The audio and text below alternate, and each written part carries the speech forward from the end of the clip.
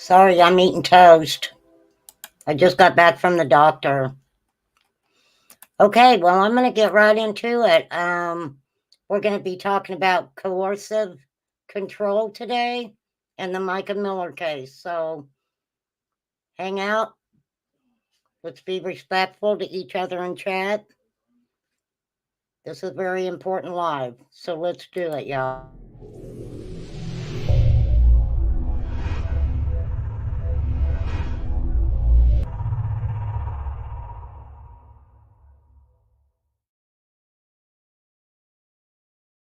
Hey, Stephen. Good morning.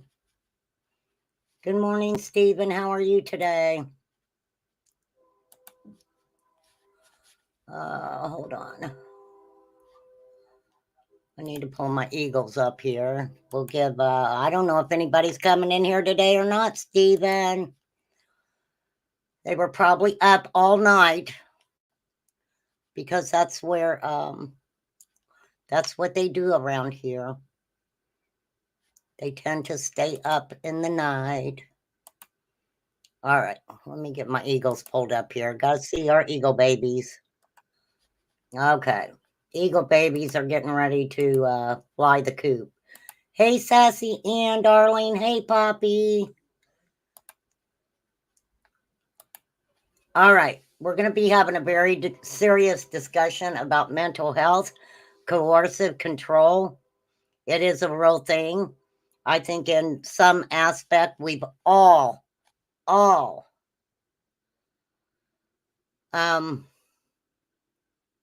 you can't stay awake. Were you out on the YouTube streets last night, Poppy? Were you, girl? I'm wondering. Okay, so we're going to get right into it today. I'm going to, and I want to thank everybody for doing the poll on my community tab. And I hope that dropping the link for the press conference for Mica Miller that we're going to be going over today, I really hope that, some of you guys had a chance to actually look at it, to have the good conversation. Now, okay, I have 63% that felt they had been coercively controlled by a spouse or a boyfriend. I had 38% who believed that they had been coercively controlled by a family member or a boss. Now, this is what I'm going to say here, okay? Thank you, Nicole. This is what I want to say here, you guys. I'm adding doctors in there. Doctors. It is very extensive, very extensive. But this is what I really want to go over. Let's get over here to this press conference. I love this lawyer. She rocks, let me tell you. Okay, we're gonna get into this. So here we go, you guys, and I don't want anybody to come in chat and be disrespectful. This is a hashtag Justice for Mica live. Trigger warning: contents may not be suitable for all.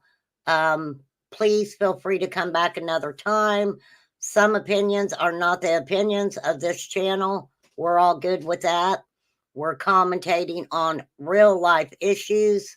Be respectful to others in chat, please, and thank you. And please call if you're having any emotional distress or thoughts of self-harm, the mental health hotline at 988 or 800-273-8255 or text 741-741. Maybe go out and come back in. Maybe Poppy, maybe that'll work. Fly said she was having that problem yesterday, so I don't know what could be going on with that, for real. All right, we're going to get right into this, and I am going to be commentating on it some. But this woman, she came out, she was ready. She was ready. I also found it interesting that John Paul Miller decided that he was going to agree on a lot of different things that was going to be coming out anyway. Here we go, you guys.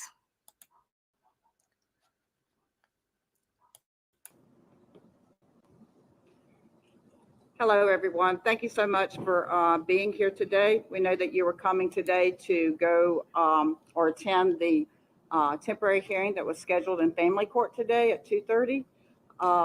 What has happened at this point is that the parties have reached a temporary agreement that was reduced to writing. It was put in the format of a court order. I just had it delivered to Judge Brahma Holmes, who is the judge that is assigned to this case. She has reviewed it. She found it to be appropriate, and she has signed it. So we went and have clocked and filed it with the court. It's not going to be available probably immediately because I literally just clocked and filed it. I'm sure that you're interested in knowing some of what it is about. First of all, I just want to tell you that in terms of a temporary hearing in family court, it is exactly what it says. It is an order that's issued by the judge on a temporary basis. And usually those are issued because there's an immediate need for some sort of relief, whether that be in other cases like temporary custody of children, making sure things are being paid and people are being supported and children being supported. In this case, obviously, there's not any children involved, but we still needed some temporary relief from the court. Whenever those hearings are held, there is no live testimony. There is only, it's a paper-driven hearing. In other words, the only thing that is presented is actual affidavits from the parties and then any supporting affidavits that would corroborate their story. We were prepared today to bring forward our client's affidavit as well as other supporting affidavits, as well as I'm sure that Mr. Miller and his attorney were too. However, under the circumstances, we've decided to enter into this agreement. One of the primary issues that we were seeking a court order from the judge is possession of Mica's personal property that's being held in the possession of Robeson County Sheriff's Department. As you've probably seen, the property that's with them is her personal cell phone, her purse, whatever's inside her purse, her vehicle, and whatever is in her vehicle. As far as anything beyond that, we're not sure what all is available there, but that was something that we wanted to make sure that we got in our custody. So as part of the consent order, the parties have agreed that would be Sierra Francis on behalf of her sister Mica. She stands in as the plaintiff for Mica at this point, and Mr. Miller have agreed that that property will be released from the Robeson County Sheriff's Department, or if they've put that property with somebody else, another investigative authority. When all authorities are finished with that property and have no use, no longer any use for it, in other words, they've finished up whatever investigations or whatever they need that property for, then that property is going to be turned over to my office. It will not be released to Mr. Miller. And that does not mean that he doesn't have the right to see what's on a cell phone, which we're all interested in looking at. We also don't know what else may have been in the purse or the wallet or anything like that. His lawyer would be able to ask us about having access to it too. But right now, we are very satisfied and happy that he has been advised by his attorney to allow us to get that property in our possession. All of Mica's property that was in the area of I'm just going to call it the act, okay? I know a lot of people think that the fisherman's stories, that it is really weird. The fisherman in a boat found the purse. I don't understand why he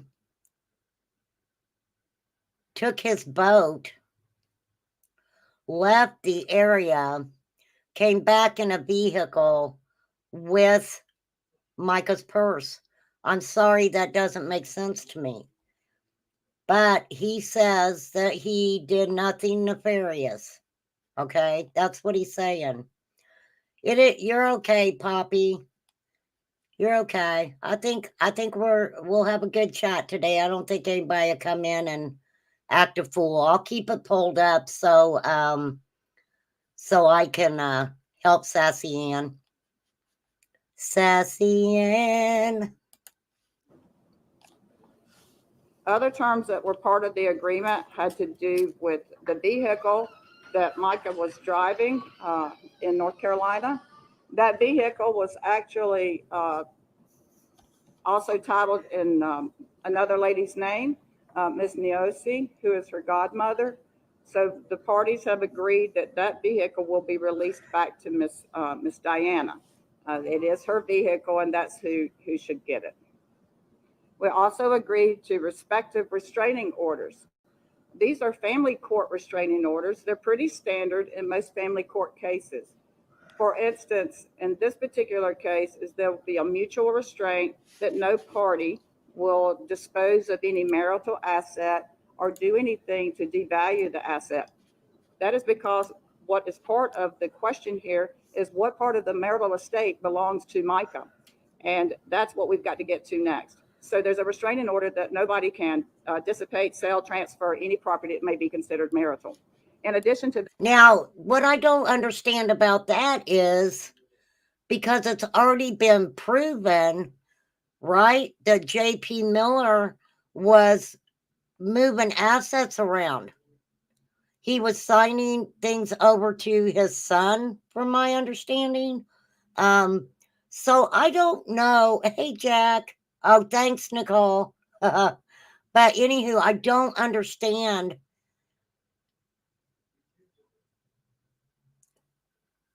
I don't understand that. I don't understand. That's just a question I have. What about the assets that J.P. Miller was finagling around? Of course, the end result to benefit him, okay? Not Mica, but to benefit him. So I kind of wonder how that works, okay? that is also a similar restraining order that goes to the opposite in terms of debts and things like that. Whenever you're in a marriage, you may have the capability of having your spouse be a part of some debt. So there's a restraint on not incurring any further marital debt. And then, of course, there is a restraining order with regard to the protection of people. And that protection of people in this place goes both ways. It is a mutual restraining order. It is not a restraining order in the matter that a lot of people think of as in a criminal case. In a criminal case, whenever a restraining order is issued or a no contact order is issued on behalf of the victim, that means that the person that's being held against has no authority, cannot go around that person at all. Period. They can get locked up on site for violating the conditions of a bond or a no contact order. In this particular situation, because we are in family court, it's a little different. If someone violates a restraining order in family court, you have to put together your evidence and you have to file a petition called a rule to show cause. You have to request the hearing. You also have to serve that person notice that you're making an allegation that they have violated a court order. And then you have your day in court, just like any other trial setting where you get to present evidence and witnesses, and then you prove or you defend against whether you've violated a family court restraining order. So there's a lot more hoops to it. In this particular case, the restraining order basically is saying that the parties are mutually restrained from contacting the other, that all communications will be handled through the attorney's offices. So there's no need for any direct communication.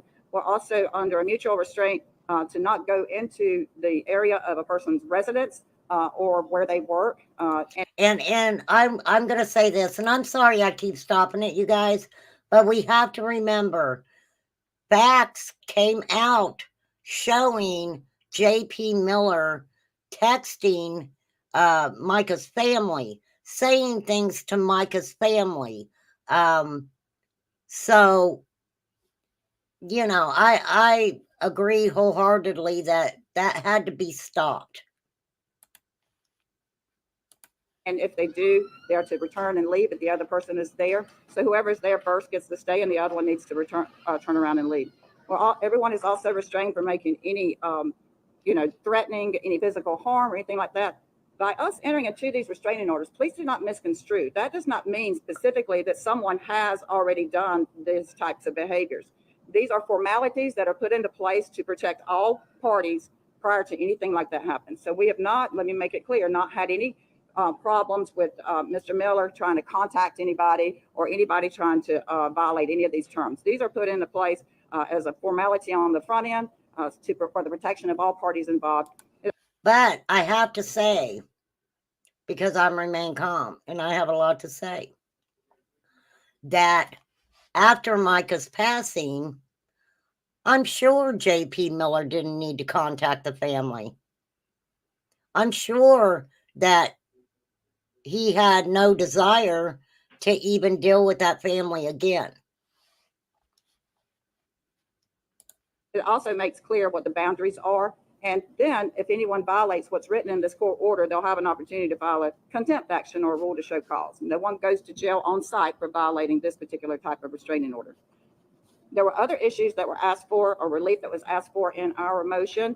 We've decided to put those, what we call, hold them in abeyance. In other words, we've not given up the right to pursue whatever relief we were asking for, but we've all agreed that we will set that to the side for the moment and that we will come back to it at a later time. There's various reasons for doing that. One thing is to quickly, what we wanted to get was this order that we would have possession of Mica's personal property that's in the currently in the possession of Robeson County Sheriff's Department.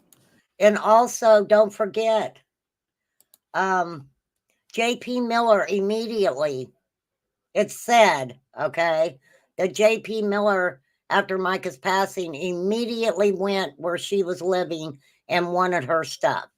Now, I believe that Mica was staying with a woman named Diana. Now, I'm not sure if that's her godmother or not. But the car that Mica was in did belong to the Diana woman.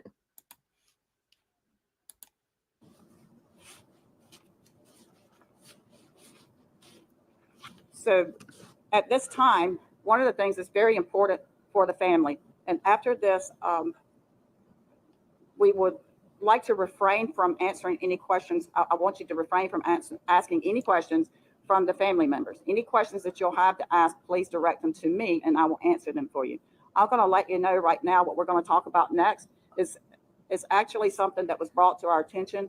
We have been so impressed and just so happy with people who have taken interest in this case for good causes, for people who have given us tips, who have sent us information and guided us through various avenues where we were looking for answers for certain things. And the family is very grateful for that. There is still a lot to be done here. I do want to say that me personally, I think with learning of Mica's case, it didn't have anything to do with J.P. Miller. How I ended up feeling just love for Mica, just love for Mica, and justice for Mica. And it does all come down to this coercive control. It is so sad. It is so sad. There is something that's very important to this family today, and is also important to this community, we have learned. And that is there is a petition going around for what everyone's referring to as Mica's Law. And we want Mica's Law. this is a book that I put together with some information, some research, and things that I've done about Mica's Law.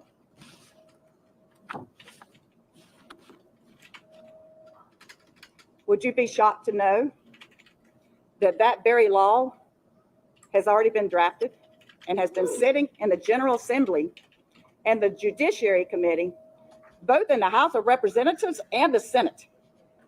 Don't get too happy. It's been sitting there since February the 2nd of 2020. Now I'm mad. Are you mad? I'm mad. So let me tell you the history. On February the 20th of 2020, what is referred to as the Coercive Control Bill was introduced to the House of Representatives. And we'll make sure I get the name right. I believe it was a former representative, McLean Toole, Toole. He presented that bill read it into the House of Representatives. And what happens after that is it's referred to what's called a Judiciary Committee. Okay, so she's going to get a little political here. I want to pop over and I'm going to, right here, I'm going to sign to enforce South Carolina law to against stalking and harassment. Mica's Law. Here we go.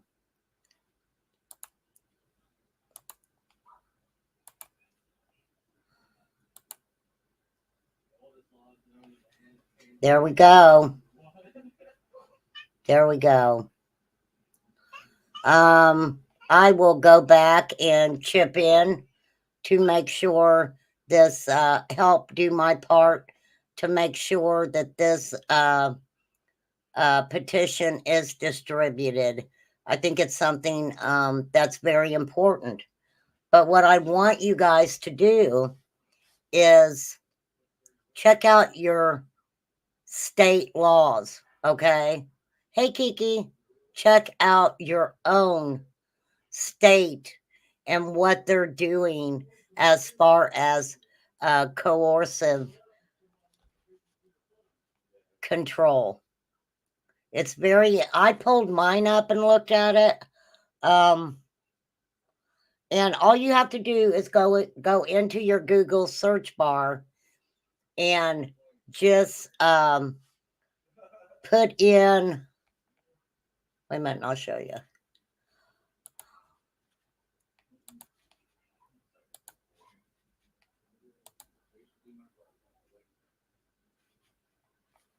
You can go to change.org, okay? Just put in petition for Mica's Law and it will pop up, okay? It will pop up for you guys.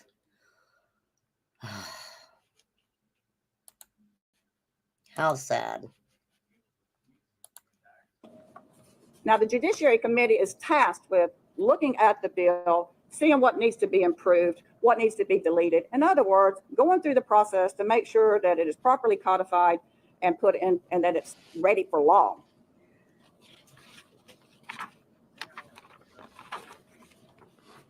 So the Coercive Control Bill, when it was introduced as House Bill number 5271. You can get online and track it. It goes nowhere. It goes to the Judiciary Committee, and it goes no further.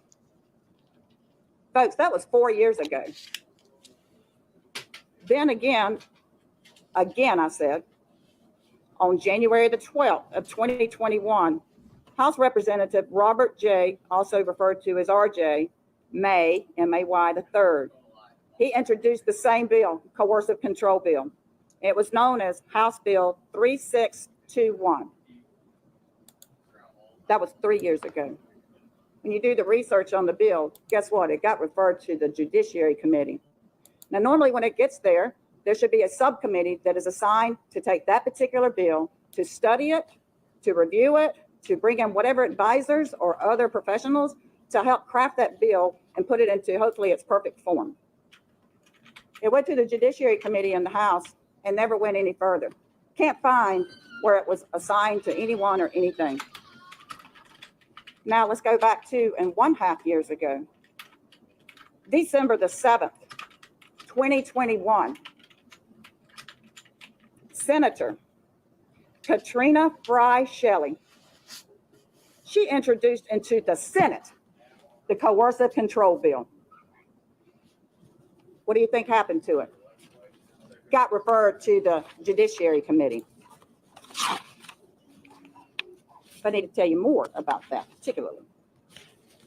And before I do so, let's make sure everyone understands what is the Coercive Control Bill. Coercive control refers to a pattern of behavior used by one person to dominate, manipulate, and intimidate another within an intimate or familial relationship. Now, I think we've all been in a position like that. We just didn't know there was a name for it. We just didn't know there was a name for it. It's been going on for many, many, many years. And I love how she explains everything. She just doesn't come up there and say, oh, well, there's a bill, a coercive control bill. It's just sitting at the House of Representatives and nobody's doing anything with it. I love how she goes into detail and explains it all. Now, I'm not going to keep stopping this to comment on it, like I usually do. I want you guys, I want you all, class. Do I have to ding my dinger for you guys today? Okay. Very important. Those of you who have been following Mica's case, and look, you guys, I know that there's all kinds of stuff going on with the Sebastian Rogers case, and I hope that young man is found. I truly do. I know there's like drama going on with some of the drama channels and stuff, and I totally understand. And hey, y'all go wherever you want. You watch whoever you want. But this is so important. This is very, very important to me. So for you guys who've already watched this, okay, please give me your opinions on this. But I want you to listen and I want you to remember what we've already learned of J.P. Miller's actions and how that is associated with what happened to Mica. I want you guys, if you've been through it, tell me how. We're all here, and we're all here for each other. And I just want to be very supportive of anyone who has gone through this before. It encompasses acts such as assault, threats, humiliation, emotional abuse, and isolation. The goal is to harm, punish, and frighten your victim through fraudulent representations. It often refers to specific types of behavior. The Coercive Control Bill, Senate Bill 927, sitting in the Senate right now, offers a definition for coercive behavior. I have reviewed it. I agree. I am a lawyer, so I have some input on that. I agree with a lot of the things that are listed there, but I think they left out a few. The bill itself, whenever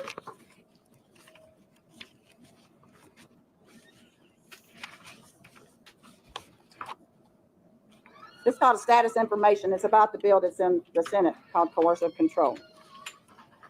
Interestingly enough, after it was introduced and read in by Senator Shelley, If you look at other bills, what happens a lot of times, other senators or other representatives will jump on board.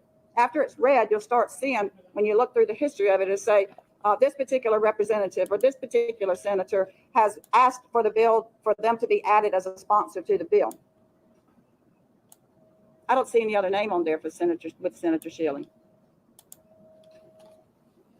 I think part of that has to do with how the public, as well as maybe our legislators, as well as our police department, are not educated to this form of abuse.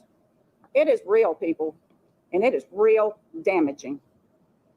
Now, the interesting thing is back in 2019 and 2020, both of those years, I want to say it was WBTW, did a series on coercive control, emotional abuse, psychological warfare.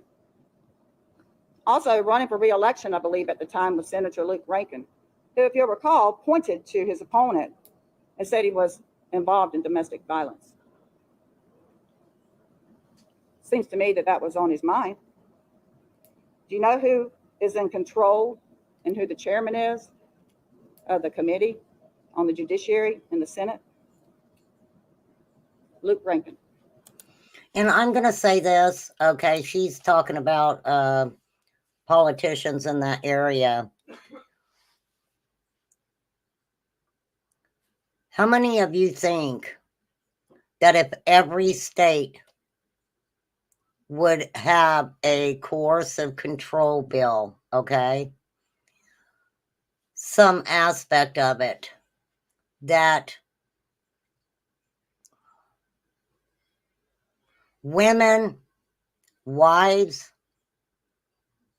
of these politicians, I think that they would have a lot to say. I think that they would have a lot to say.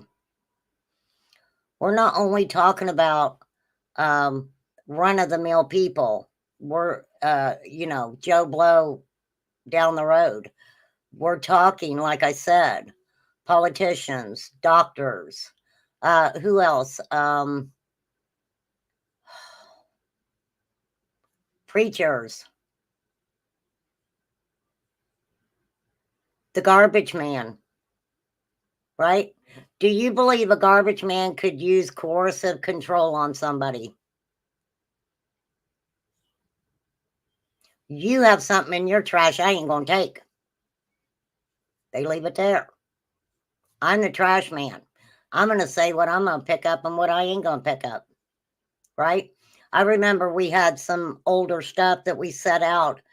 They come by every couple weeks and pick up, miscellaneous items, maybe furniture or something you're trying to get rid of. And we had just put in a couple new windows in the house, so we had the old windows. Well, I didn't know that they would not pick up glass. So instead of, ma'am, we don't pick up glass, they just didn't pick up anything. They just didn't pick up anything. And I'm like,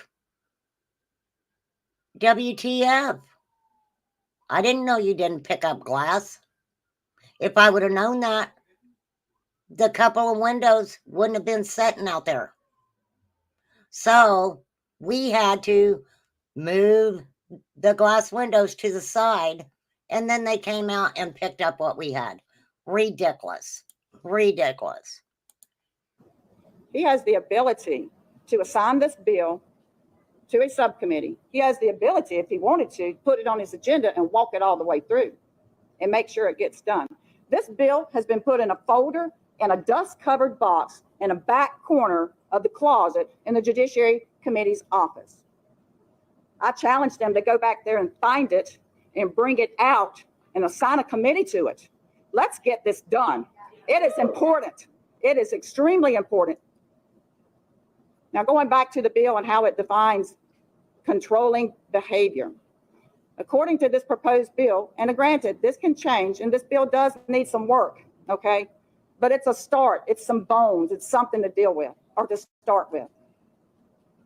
Controlling behavior also, excuse me, I want to go to the next thing, which is types of behavior. This bill lays out types of behavior to look for. Now, I don't know if you saw or you remember, but there was an interview that was done of me that said, hey, do you think, what do you think about the police and what they did? Well, here's what I think. I think the police didn't have anything to look to. They show up, they look for bruises. They look for black eyes. They look for scratches. They look for those types of things. And not seeing any, no crime here. They don't have a law to look to. Now, let me read you some of these behaviors that had this been a law at the time, the police officers would have had something to look to and to gauge it. The offense of coercive control of another person may include, but is not limited to, the following types of behavior. The very first one, isolating a person from their family and friends. It's been reported that J.P. Miller was trying to isolate Mica from her family.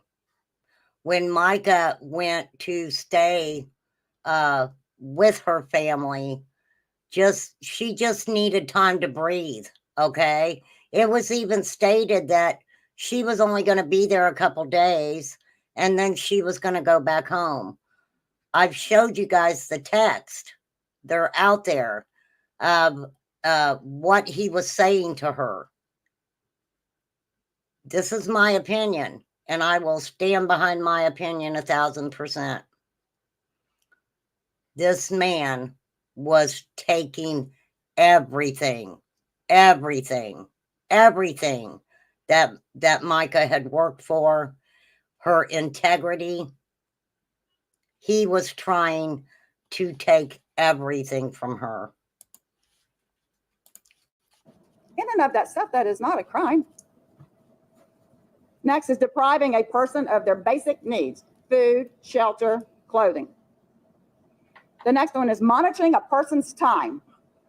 That's done a number of ways. Trackers, PIs, looking through their cell phones, looking at what they're doing online, driving by the job, who you talking to, where you at. D, subsection D, monitoring a person via online communication tools and using spyware. The interesting thing here is when people are married and the police are called to a domestic situation, usually what happens is they're told by the police officers, because this is what they get to go to, is, ma'am, sir, this sounds like a domestic issue. You need to go see a family court lawyer, or you need to go file something in family court. Well, the first thing that a coercive control abuser does is take away your money, take away your transportation, and your way of communication. What did J.P. Miller do to Mica after he 5150'd her in the hospital? You guys remember what he did to her? My ex-husband did the same. He was a very reputable man in our community. When I left, I called him while he was at work, told him I was leaving, took clothes for a week, and got my dog and left. Good for you, Be the Bean. Good for you. Hey, Katie Ann. He, while she was in the hospital, took her car, her purse, cell phone, everything she had. He took it. He took it.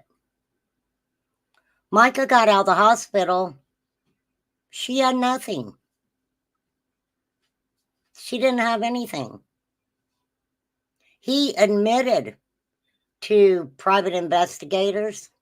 He admitted to tracking her car, everything that she was doing, everything that Mica was doing, John Paul knew it. A lot of things, he was instigating the situation. And the friends that support you. How are you going to get there? How are you going to pay for it? Going on to the next one. E says taking control over aspects of a person's everyday life, including where the person may go, who the person may see, what a person may wear, and when a person may sleep. Next is depriving a person access to support services and medical services. Next is repeatedly insulting a person, including expressing the person's worthlessness. Enforcing rules and activities within the home that humiliate, that degrade, and dehumanize a person. Next is forcing a person to take part in criminal activity, including shoplifting and neglect or abuse of children. Children are often used as tools and weapons against the one that they want to dominate. They also encourage the person's self-blame and prevent disclosure to authorities. If you tell, this is what's going to happen to you. Next is financial abuse, including control of finances and only allowing a person a punitive allowance. Don't ever forget, Mica was the first lady of that church. She was the backbone of that church. Mica was that church. John Paul Miller controlled every amount of money that they had. He controlled it. Mica did so much for that church, and I believe that it's being investigated. Of course, we know that the FBI is investigating the church now, which is very interesting. A lot of people who were working for that church didn't get paid, wasn't getting paid, okay, at all. Oh, thank you, Sassy. Don't need to get your hair done. It looks fine. You don't need the other money for that. You don't need a new set of boots. You got plenty.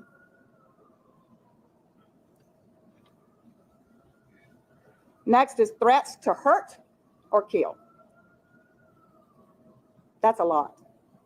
Threats to a child, threats to reveal or publish private information or extort the person or a member of the person's family in retaliation by legal or other means. Assault. Most people think of assault plus the battery, assault and battery. Assault is in the fear, someone placing you in fear, raising my hand, my fist to you. You're afraid I'm going to hit you. That's an assault. Usually what happens after an assault is the battery, where the hand or the fist comes down. Assault doesn't leave bruises, but it sure does on the psyche of the person who's experiencing it. After that is rape. Non-consensual, of course, that's what that means. Sex that both parties don't agree to. There's no pass when you're married. Preventing a person from having access to transport or from working, taking their car away from them. They lose their job. They can't go to their mamas. They can't, go see their friend who's their confidant or the one that they can lean on. Can't take the children to the daycare to get to the job. Transportation impacts a lot of areas. Those are the types of behaviors that are listed by this bill. I have developed what's called Mica's list. Mica's list tracks what the bill says. And to let you guys know, I have pulled up Mica's list. It is available on Facebook. Just go to Mica Miller, scroll down a little bit. This list is on Facebook. I was going to print it out myself, just so I could have it in front of me. But my printer ran out of ink. So I've got to order my printer ink. Okay. Well, Nicole, I'll give you my opinion on that. There's a reason John Paul Miller didn't want to fight them and agreed to what he agreed to. Okay. There's a reason. There's a reason he agreed to that stuff. He took a picture of a woman. Hey, Miss Chronic. He took a picture of Mica without she was naked from down to the waist. And even though he's like, oh, I only put it off, I took it off after an hour. How do you think Mica felt about that? How do you think she felt about that? Her faith in God was just tremendous. Oh, thanks, Miss Chronic. I had a doctor's appointment this morning. I had to look halfway decent. And we put together things that she journaled, diaried, or put together to say happened. Please keep in mind that John Paul Miller has never been arrested for domestic violence.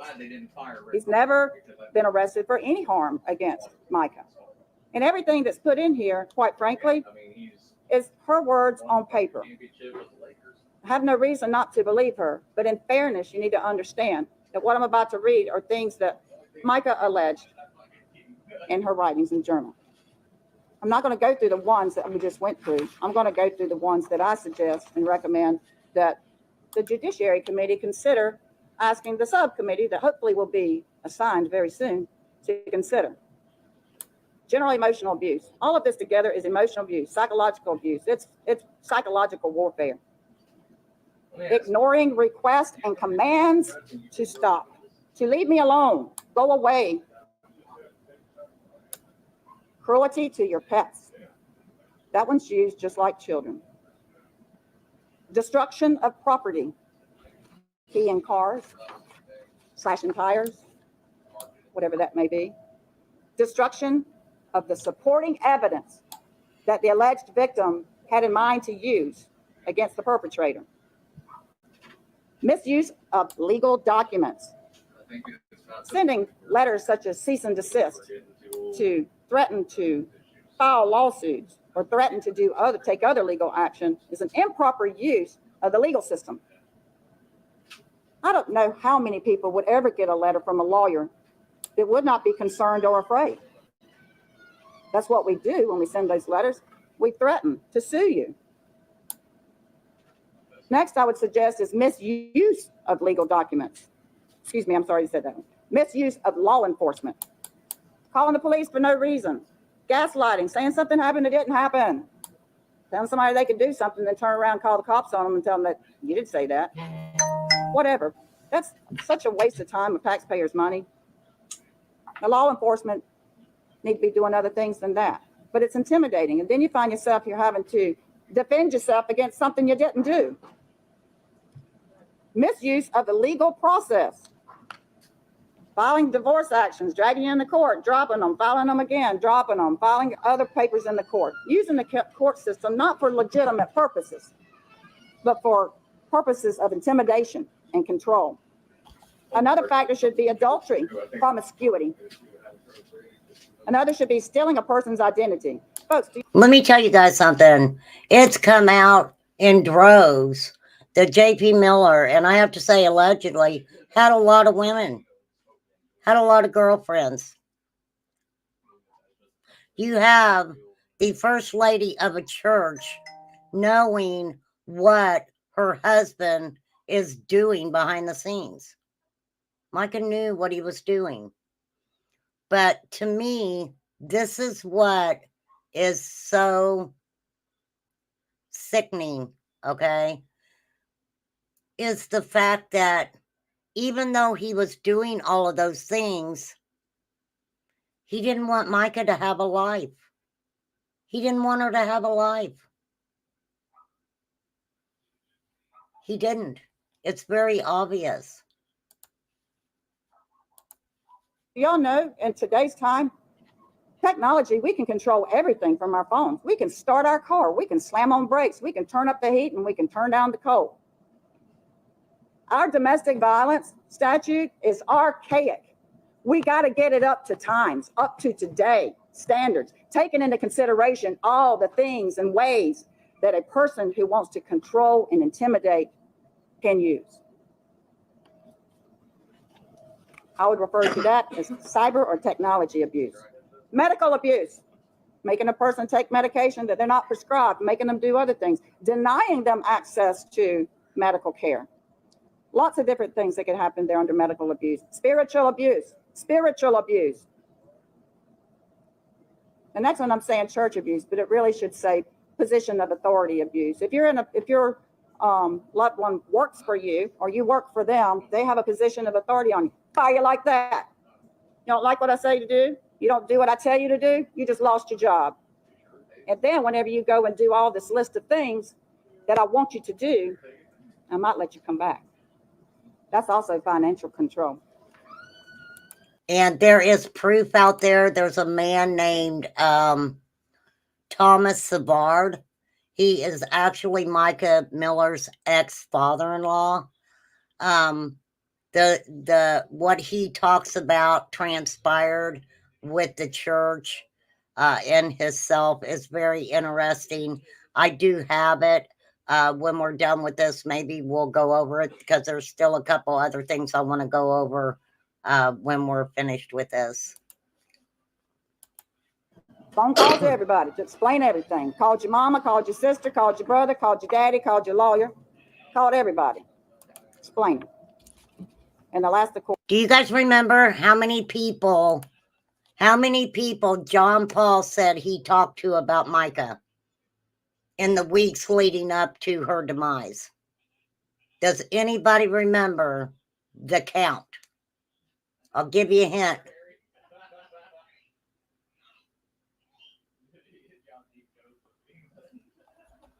48 people. 48 people he said that he spoke to about Mica. Mica had been a member of that church since she was very young. When J.P. Miller did this to her, and this is my opinion, he took away everyone. I don't want to say all of them, because many of them who left the church knew exactly what was going on that situation, for real. Of course, from my perspective, is physical abuse that doesn't leave marks. The shove against the wall, the hand around the throat to hold against the wall just long enough and tight enough where you can't move, but it won't leave a mark. Holding you down, won't let you up. Those are physical abuse that don't leave marks. The police come, they don't see marks.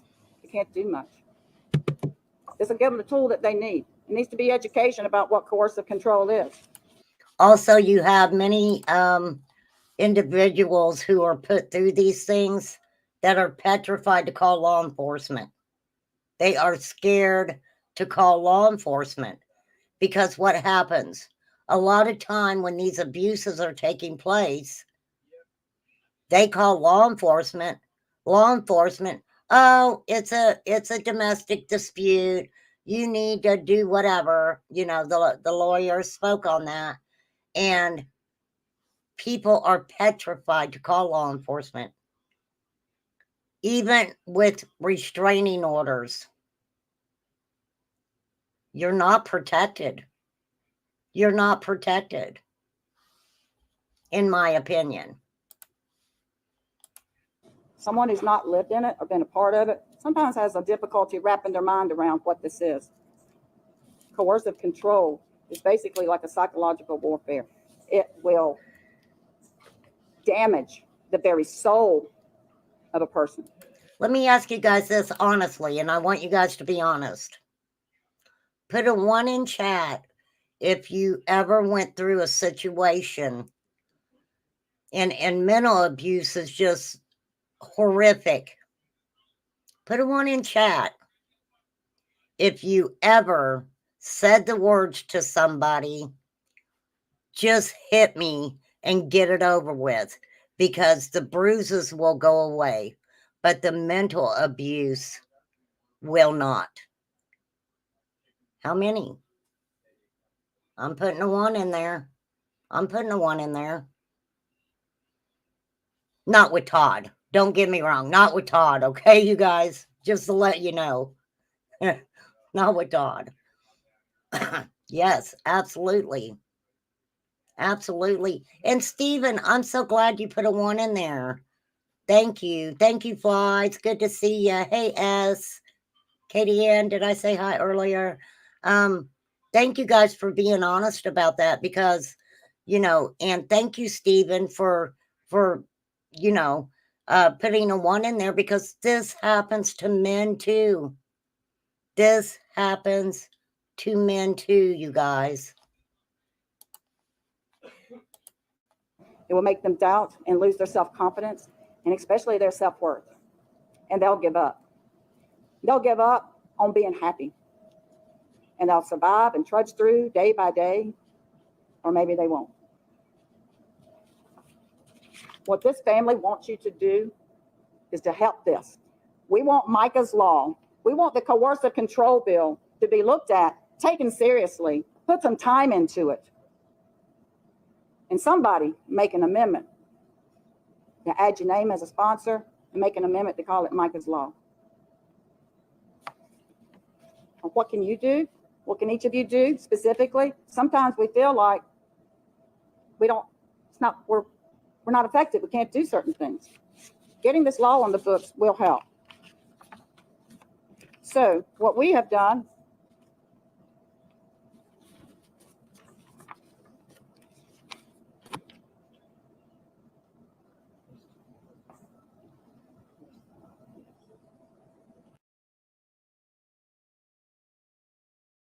And let me say this. Sorry, I had to cough. Okay. Sorry, you guys. Many of these abusers do this to their spouse with the children present and do not consider it to be any form of child abuse either. Right? I didn't touch the kids. I've never harmed my child. When a parent is getting screamed at and demeaned in front of the children is, to me, abuse of a child also.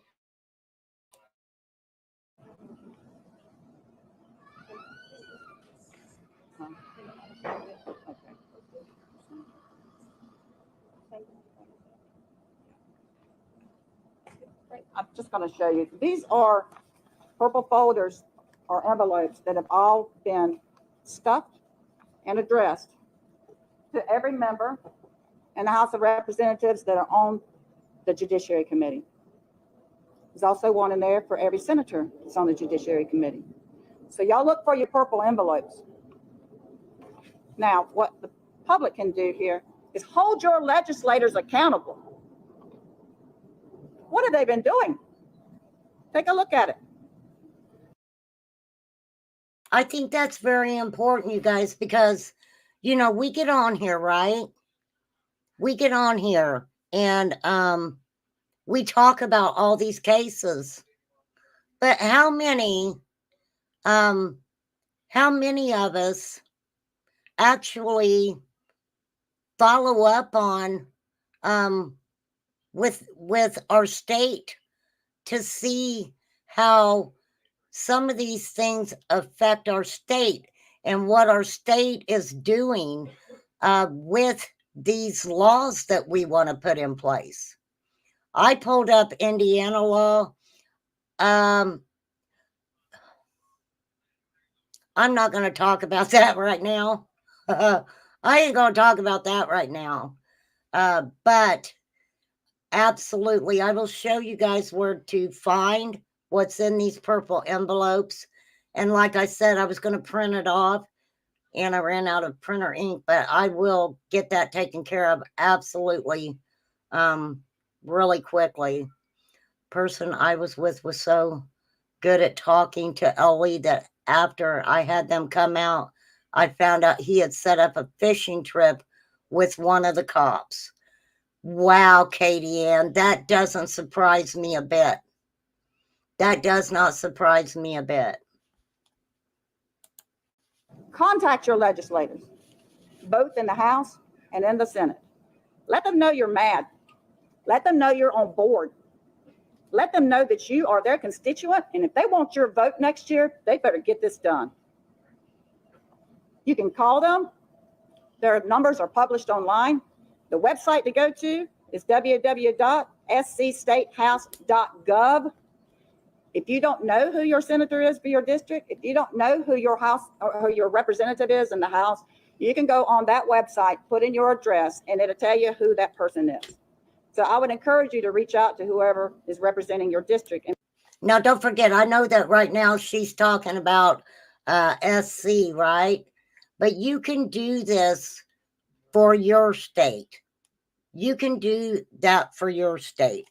Instead of like putting in SC statehouse.gov, I would put in IN statehouse.gov. Many of us, hey, I'm guilty of it too.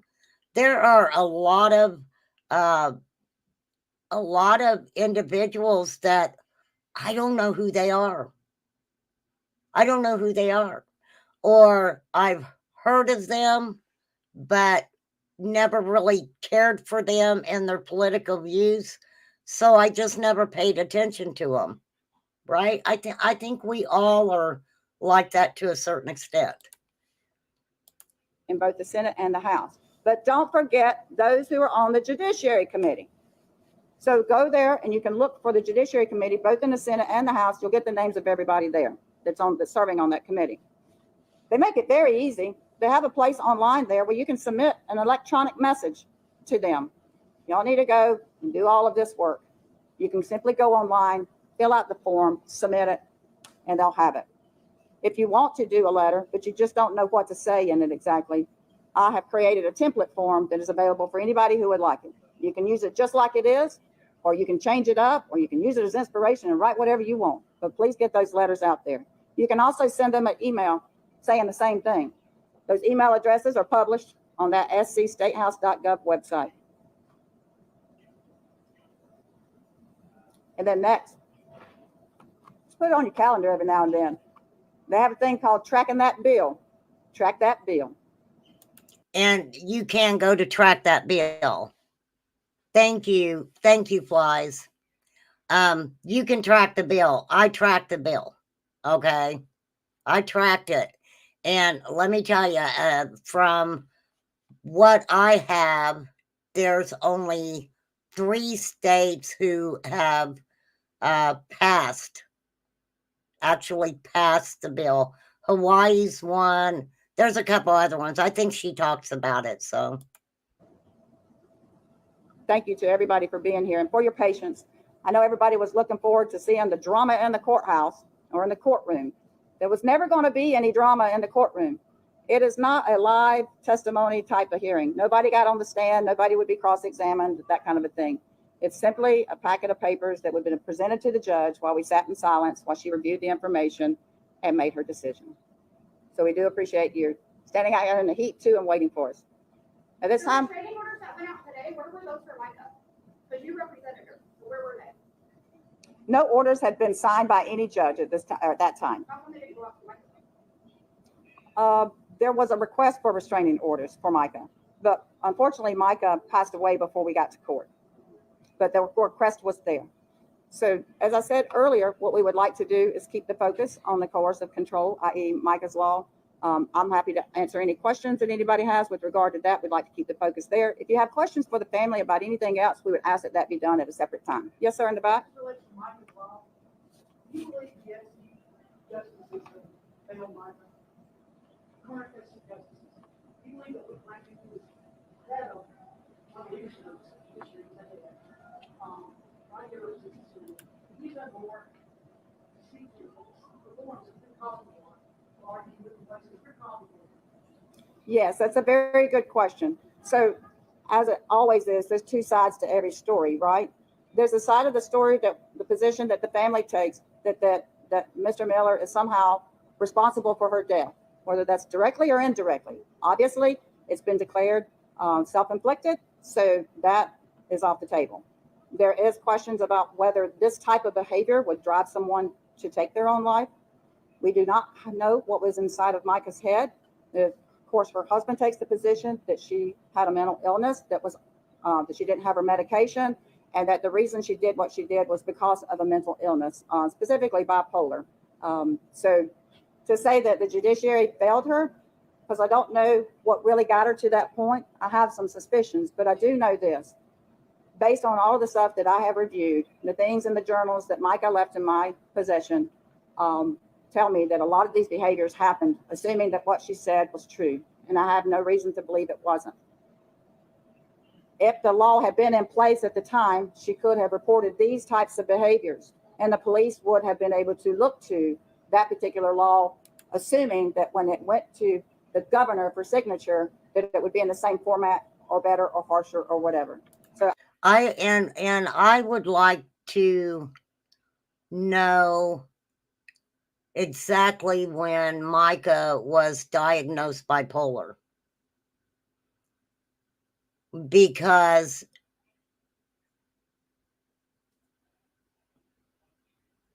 going into a relationship or a marriage, and this is just my opinion, like Mica did with J.P. Miller, and this is my opinion too, that he had such a controlling impact on her from a young age.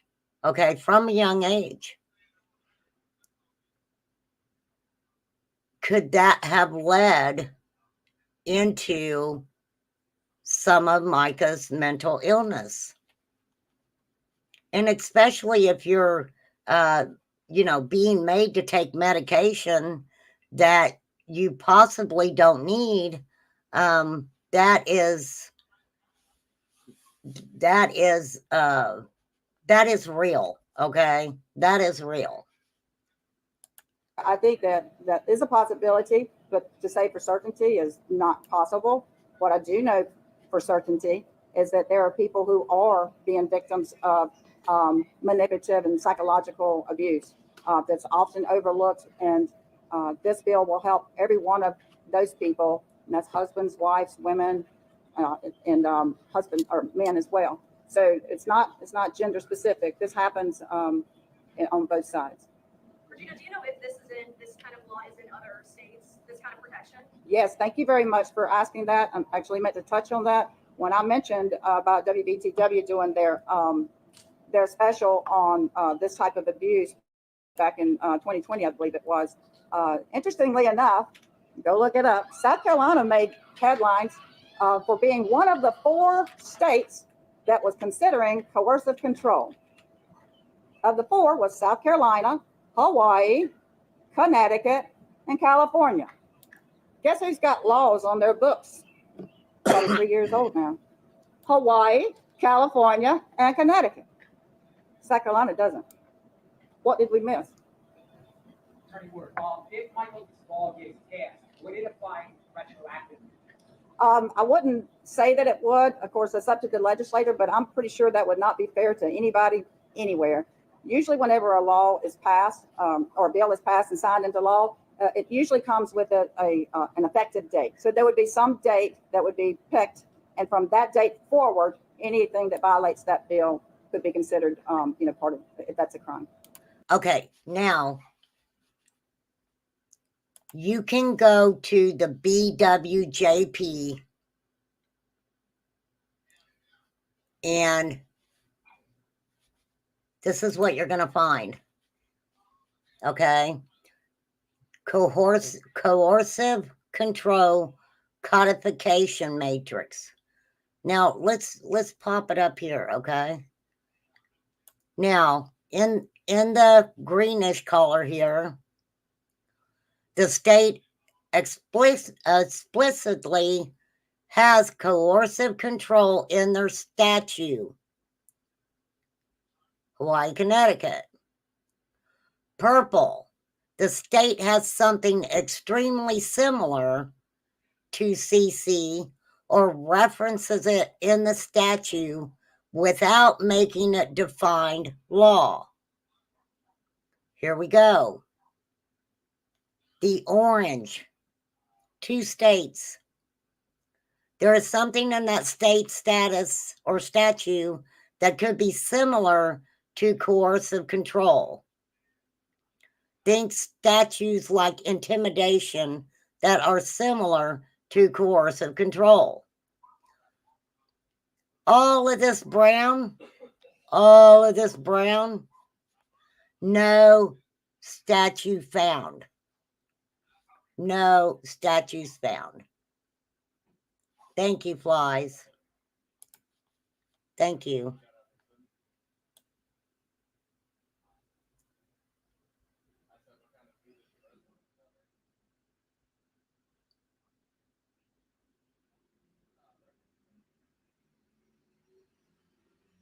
And I'm not going to read all of this to you guys, but please check it out. Please check it out.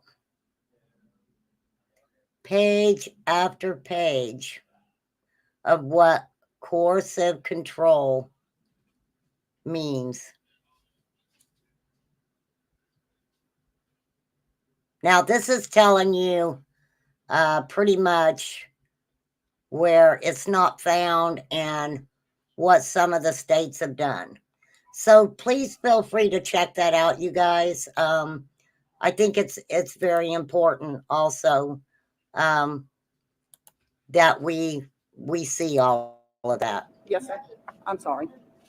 I've got more documented in suicide court, national court, March 26th, Mica Miller filed a restraining order, which was dismissed without prejudice. Representative, if I can comment on why that was dismissed. Would this law have changed that? I think that's a little bit of a misnomer. This is another part of the problem, is whenever you are married and you're being harassed by your spouse, and you can't get into family court or whatever, most people think about, hey, when somebody's harassing me, we all know you get 3 events. You go to the magistrate court and ask them to issue a restraining order and tell this person to leave me alone, right? That works really well for your neighbor or whoever that's bothering you, because you can. And no, it doesn't. No, it doesn't work real well for a neighbor who is harassing you. It doesn't. I know from experience. I do. Most times when you have an incident like that, where you have a restraining order against a neighbor or something like that, law enforcement will come when you call them, but they don't want to mess with it. They don't care how long that person's been terrorizing you. They don't care what they've said. They don't care what they've done. They don't care if you caught them on your property. They don't care. Law enforcement don't want to take the time to do that, right?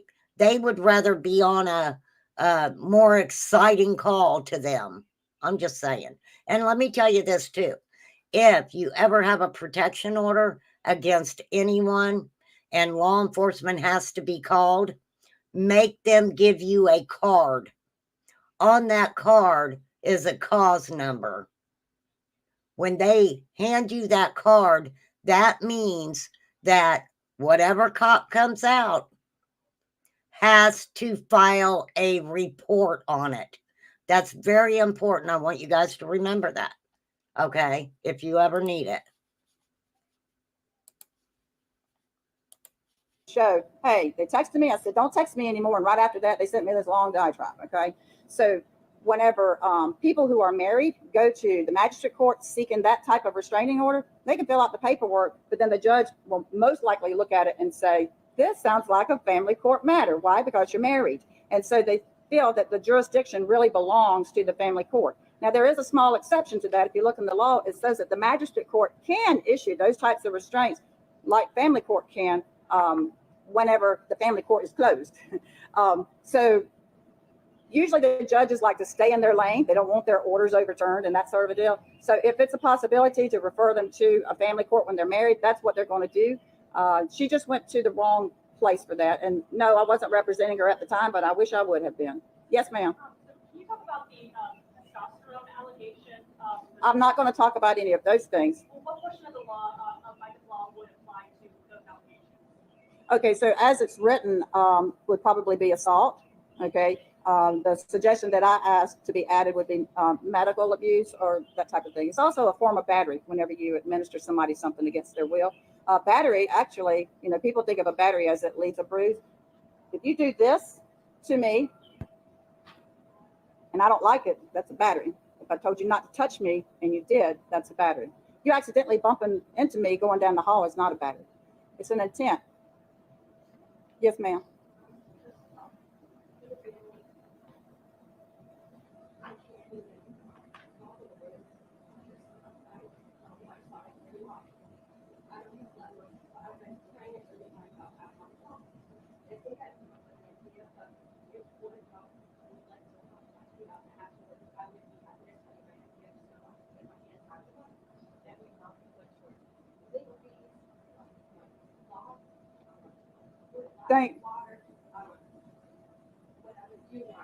Thank you.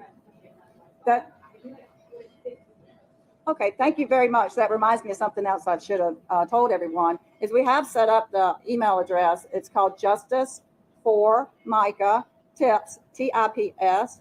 That's, of course, it was set up for people to send in tips. But if you want to send us an email to that particular email address, and so we can get your contact information, and we'll be in touch with you, okay? Thank you so much. Yes, ma'am.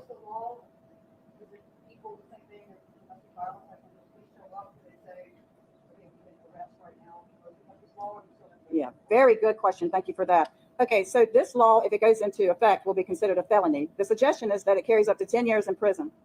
With it being a felony, police can't really lock up on sight. If the police see you committing a crime in the front of their very eyes, of course they can arrest you for that. But whenever it's this many levels of elements and proofs that are required, what would happen at that point is a police officer would say, this seems like this might be coercive control, and then go to a magistrate who can issue a warrant if the magistrate determines there's probable cause. So if the magistrate compares the facts and things that are being relayed to him by the officer, then the magistrate would have the ability to issue that warrant and go from there. You've already been there. Yeah. Just a clarification. S927 is the bill that you supported. You said it wasn't quite right, but you said it was a good start. That's the bill you want amended to be Mica's law. If you want to see changes to it, you want to see a new bill, you want to see senators reaching out to you, kind of craft this legislation. Thank you for that question. I had actually, in the letter that I'm sending to them, making some of my suggestions. I'm happy to read it to you if you want to hear it. But basically, the clear goal of the bill is to avoid any person from being psychologically and systematically abused. I had come up with 16 additional factors that I felt like were missing from the bill. I also believe that the bill needs to include mandatory ankle monitors for those who are arrested. Obviously, the person is, most likely following you around and doing things to intimidating, riding by where you are so that you see them. So I think an ankle monitor would be a good part of a condition of a bond for someone who's been arrested for that charge. I believe that it would be prudent to require that a portion of those fines and those fees and those ankle monitor costs and anything else associated with should be allocated to a domestic violence fund. We used to have CASA here, Citizens Against Spousal Abuse, and the funding sort of dried up. So it's always a question of how do we pay for these things? So I think that a percentage of the fines and the costs and things associated with that type of charge should be allocated to a domestic violence fund. I think the funds should be collected and paid to use as salaries to hire at least one attorney in every county of the state of South Carolina to offer free legal representation to victims of domestic violence. Coercive control is actually a part of the domestic violence statute that we have. I mean, it will be a part of it. So it's not a separate thing. It's actually requesting an amendment to the South Carolina domestic violence laws. In other words, adding another section to the title.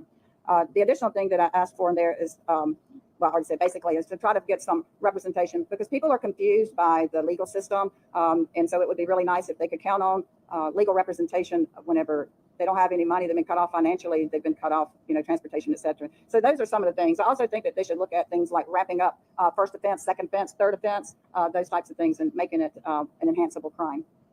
Okay, just a couple more. We're all baking out here, so thank you.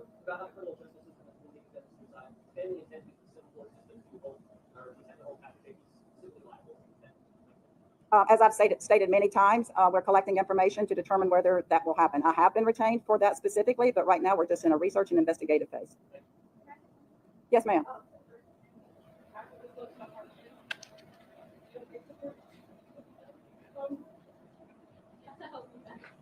Yes.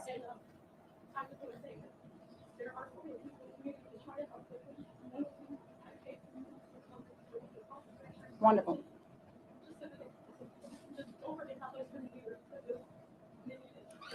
Absolutely. And this coercive control bill is just an extension of the existing domestic violence that covers the physical abuse as well. And so it would just be another extension of it. Yes, ma'am. it's going to hold the police accountable, even if obviously the law is taking time. And how can we make them aware? How can we, I mean, we're doing it now, they need to be held accountable too, to be more Responsive. Yeah. you know, what's going on. And, you know, sometimes if they have a lot of money in the community or a lot of time, they will take on it. So, Yeah, thank you for the comment that the abuses, you know, victims are, you know, all, it's somewhat rampant. So it's not just about Mica. So no one's being forgotten. It's all about victims. We're just asking for it to be called Mica's Law because so many people have paid attention to this situation. All eyes are on it and people are paying attention. And we really want people to become educated. We want our police to be educated. They're not trained in it because it doesn't exist in law. They're trained to look for the things they know in law that are a crime. Okay. So when we say hold the police accountable, as I stated before, when they arrive on the scene and, you know, a spouse is saying, she took my wallet and won't give it back and has my keys and won't let me leave the house, then the officer is going to diffuse the situation. Okay. And it's a domestic situation. People get in fights, you know, and fuss. I mean, it's part of being married too. It doesn't mean it's all abusive, but sometimes it gets, you know, to a place where someone calls the police because they want something to happen. And so the police will look at it and say, well, I don't see any bruises on you, sir. I don't see anything like that. Did she hurt you? You know, that sort of thing. So if it's not a physical abuse thing or a physical manifestation of the abuse, the police just don't have anything to look to. So with this bill be made into law, of course, I would imagine that there would be some form of training because it would be a new law that they would have to be familiar with and learn how to identify the elements that are associated with it. I think you had a question. When a marriage group obviously stops a lot of protection, you sort of alluded to how they would say something like, oh, it's a domestic matter. How exactly does the law change how a married couple is, how complaints of a married couple are handled? Other than, I mean, obviously it's new protection, but does it change regarding marriage? Right. So I don't think anybody should be afraid that if I call the police saying, you know, that this particular thing is happening when it's really may not rise to the level of a crime, you know, she's yelling at me, won't leave me alone kind of thing, whatever is going on. With this bill, what happens, as I said before, the police cannot do anything about it. What they do is they will look at the totality of the circumstances, okay? It's going to require that there be different things. I think if you saw me say, when the police show up at your house 15 times, something's going on, okay? But the police don't have anything to look to say, what does it mean when you go to the house 15 times, okay? That would be an element to prove coercive control. That would be one of them. So, and the law needs to figure out what the combination is or how many things. I think there's a suggestion of 2 behaviors. You know, I don't know what it'll end up being. Maybe that's too many. Maybe that's too few. I don't know. Okay, so it is.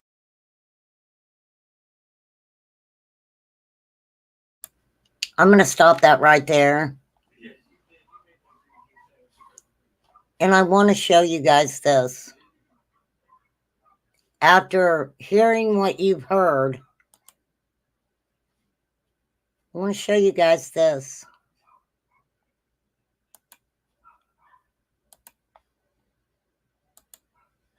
This is Mica.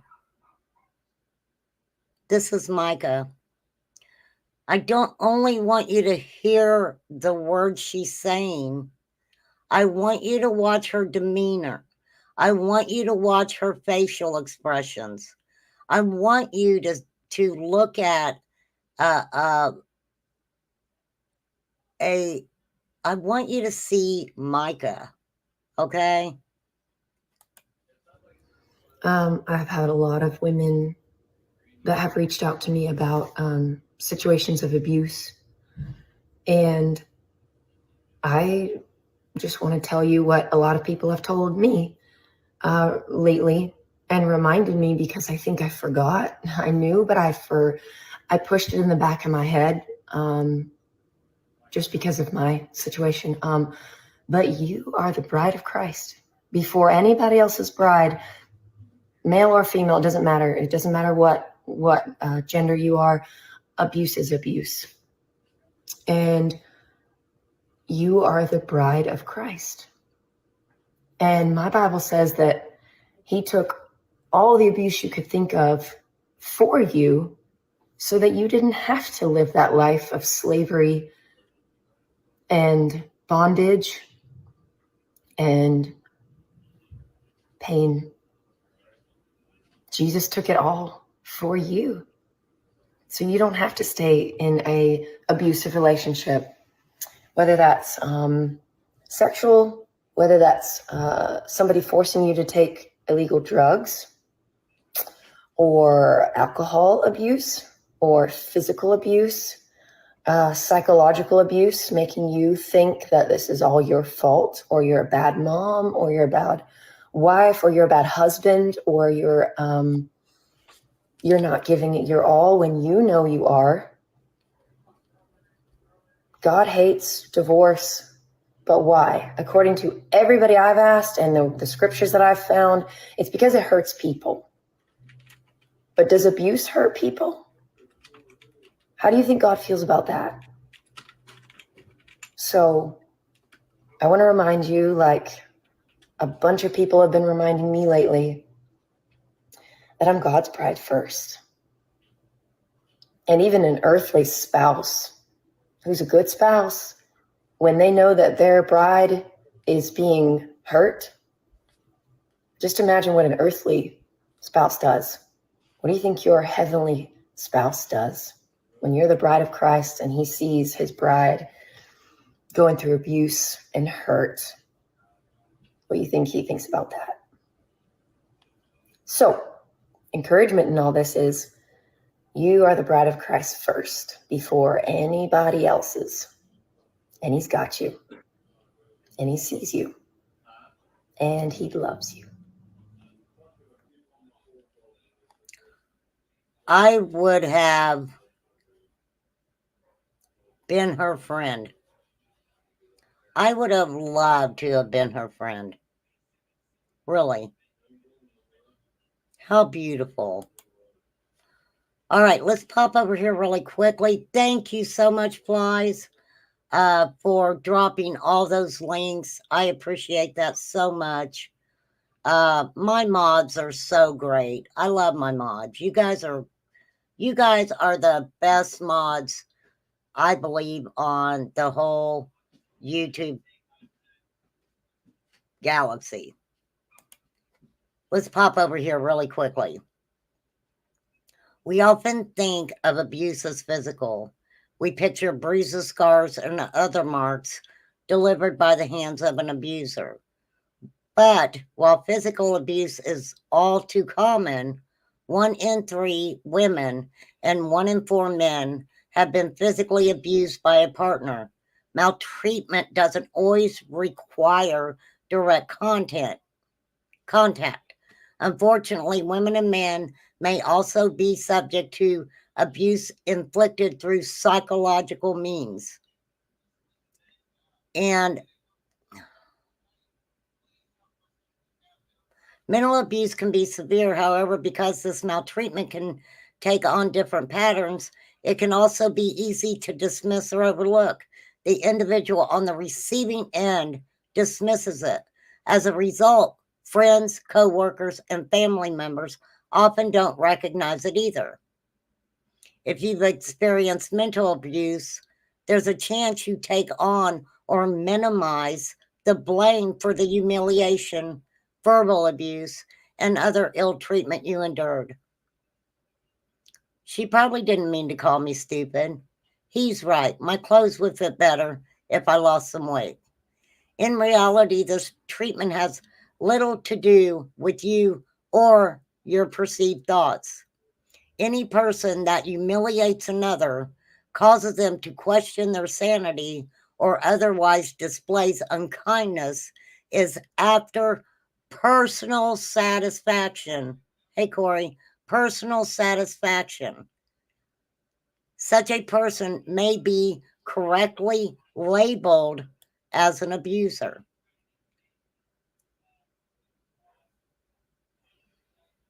To properly understand this treatment, we'll examine mental abuse and the signs they may reveal it in any relationship. We'll look at the consequences of mental abuse as well as the safest steps to take when confronted with a mentally abusive situation. Now, I am not going to go through all of this. Flies did drop the link for this. Please check if you're in chat or anything, or anyone who may listen to this later on, please go to the links. Go to these links. They are all so informative. so informative. Okay.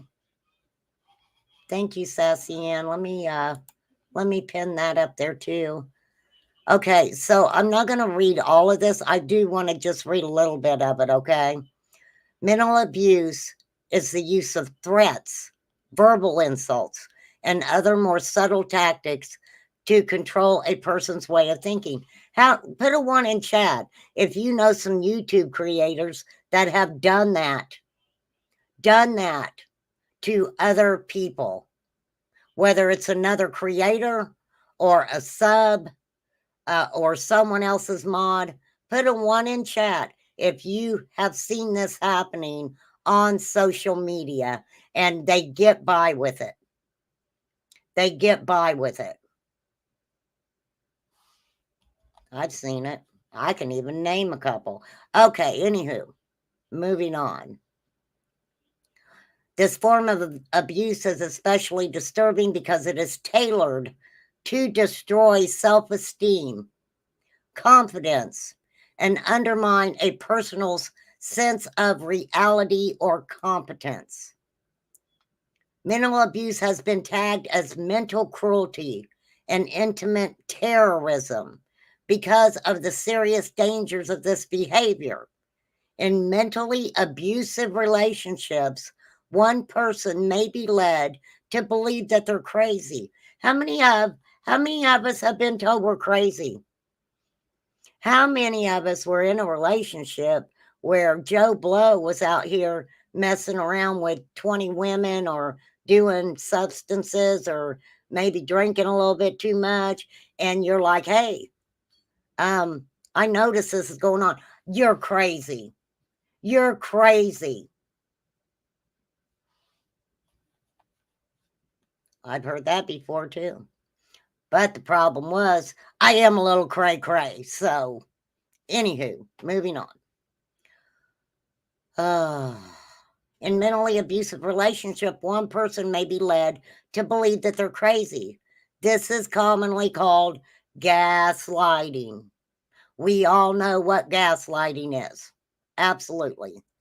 Here, an abuser might twist reality to cast doubt on memories and even how things are perceived. An event that occurred in the summer may be manipulated to have taken place over the winter. You guys are understanding what they're saying here, right? Yeah, me too, flies. I've been told I'm crazy. I'm kind of am, but I know what I know. And so, yeah, they take a situation and manipulate it to where it's either taken place at a totally different time, or they try to convince you it didn't happen at all.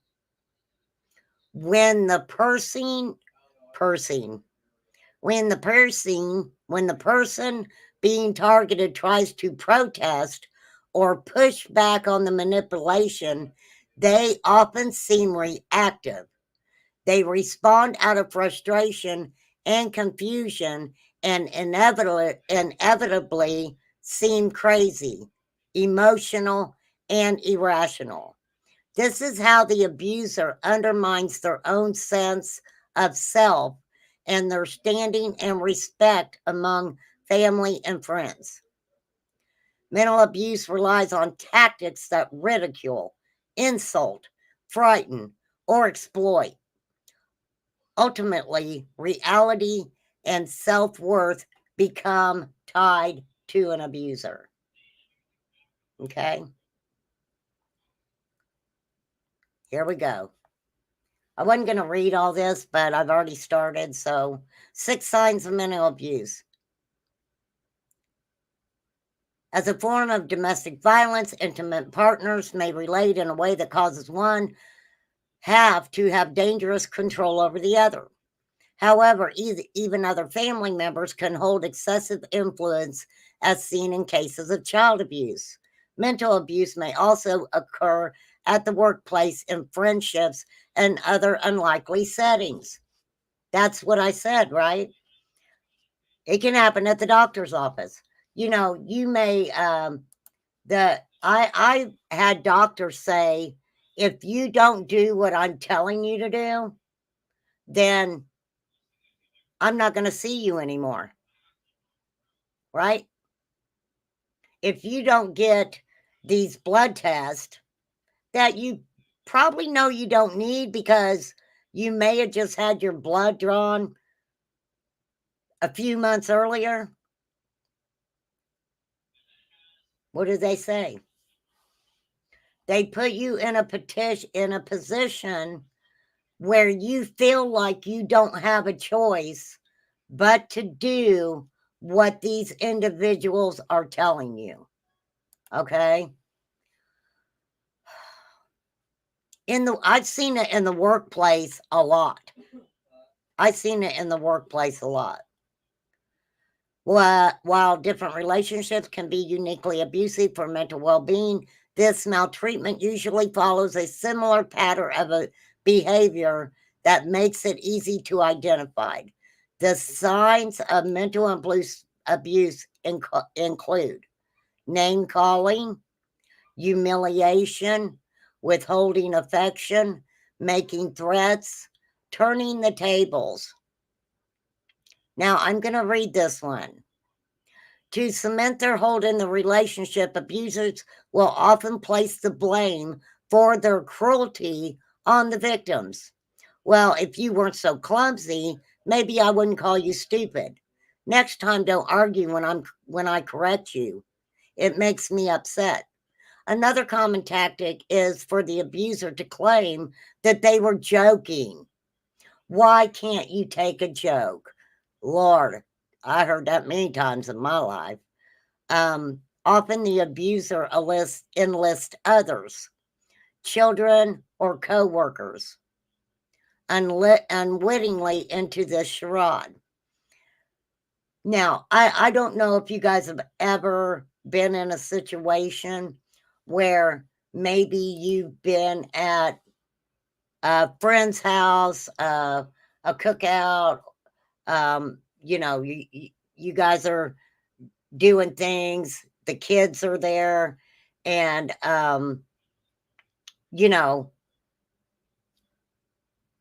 the abuser says, oh, you're this or you're that, and the children are there and they're like, tell mommy she's this, tell mommy she's that.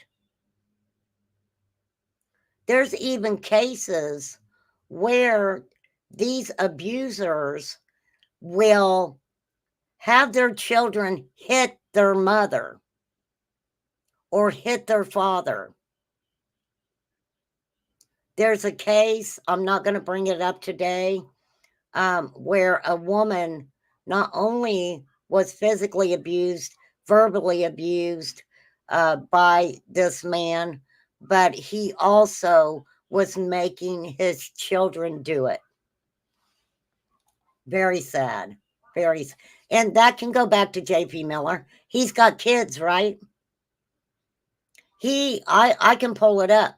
He sent a text to Mica pretending to be his daughter. Okay? Pretending to be his daughter, allegedly. I talked about JP Miller's ex-wife and what she has said. It was in her court filings that this man was messing around with underage girls at the church and was supposed to get counseling. He should have been in jail. He should have been put in jail.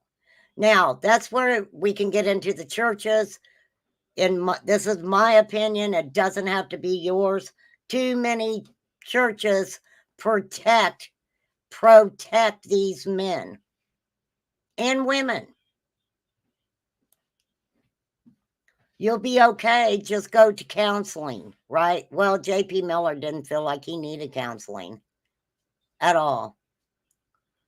This further isolates the individual from sources of support. JP Miller was telling people at church things about Mica. That would make her feel isolated from these people at church. Who calls? Nobody answered my question. How many people?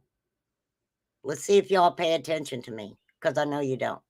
How many people did John Paul Miller say that he contacted in the weeks before, prior from Mica unaliving herself? Anybody know how many? I held up the fingers. Let's see if anybody can guess it. Abusers will avoid responsibility for their mean treatment. They're happy to keep their victims on their toes, watching out carefully for anything that might set off abuse. Oh, you guys are close. Ooh, Sassy Ann, you're real close. Add 2. Sassy Ann, add 2 to that. There you go. Bly's got it. Sassy Ann was close. That's a good guess, Katie Ann. 48 people. 48. Not 2 or 3. 48 people. I don't even think. Who knows 48 people? The discrediting Mica started when she married John Paul Miller, in my opinion. We heard what his dad said, right? Dad said, oh my gosh, they got married within 2 weeks. She was pew-pewing up the neighborhood and then was committed for 3 weeks. They had just got married.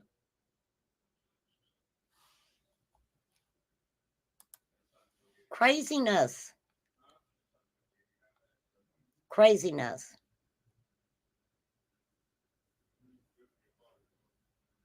And of course, these victims don't want it to get worse. So they go around, they do what they told, they act how they're told to act. They do everything that these abusers are telling them to do because they don't want what they know the end result is if they go against these people. Indifference. The lack of concern shown by abusers. Victims may be moved to tears or struggle with pain caused by the actions of supposed loved ones. This doesn't faze an abuser and might even trigger more anger. When crying, complaints, or clear communication aren't enough to produce an apology or remorse from an abuser, victims may learn to internalize their pain. By neglecting emotional needs, this can worsen the lived experience of the abuse. 6 consequences of mental abuse. And I'm not going to go through all these, you guys. Post-traumatic stress disorder, eating disorders, depression, decline in self-worth, skewed perception of healthy relationships. Now, let me go ahead and read this one. Skewed perception of healthy relationships. Toxic relationships provide a harmful blueprint for interactions with others. When a person suffers through abusive behavior, this can color their expectations when relating to people. A child that lives through constant abuse may consider healthy relationships alien. They might struggle with the basics of relating with older caregivers and peers.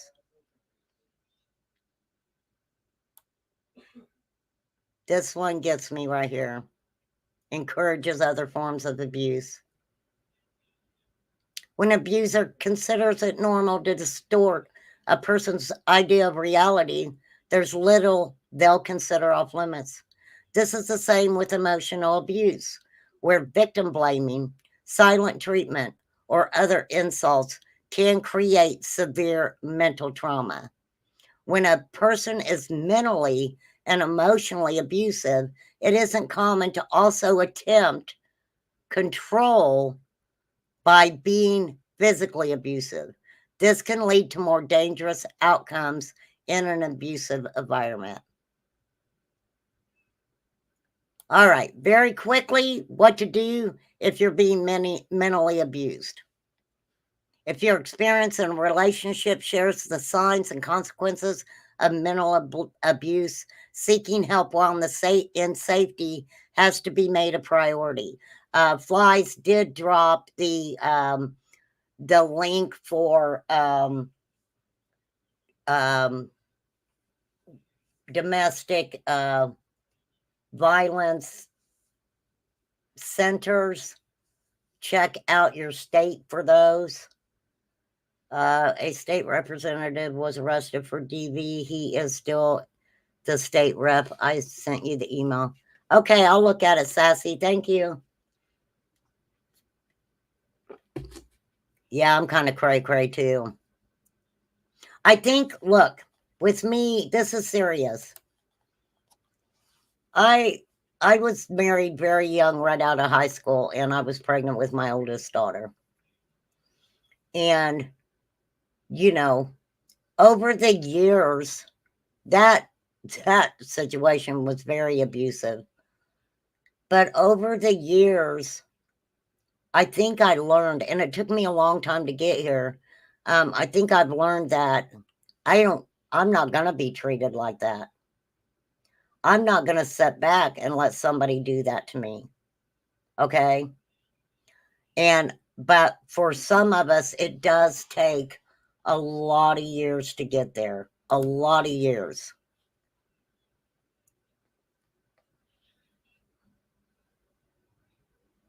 This might not always be easy. The thought of reaching out for help can be hard to imagine, not only for the image of your abuser finding out, but also because it can be uncomfortable to share what you've endured with others.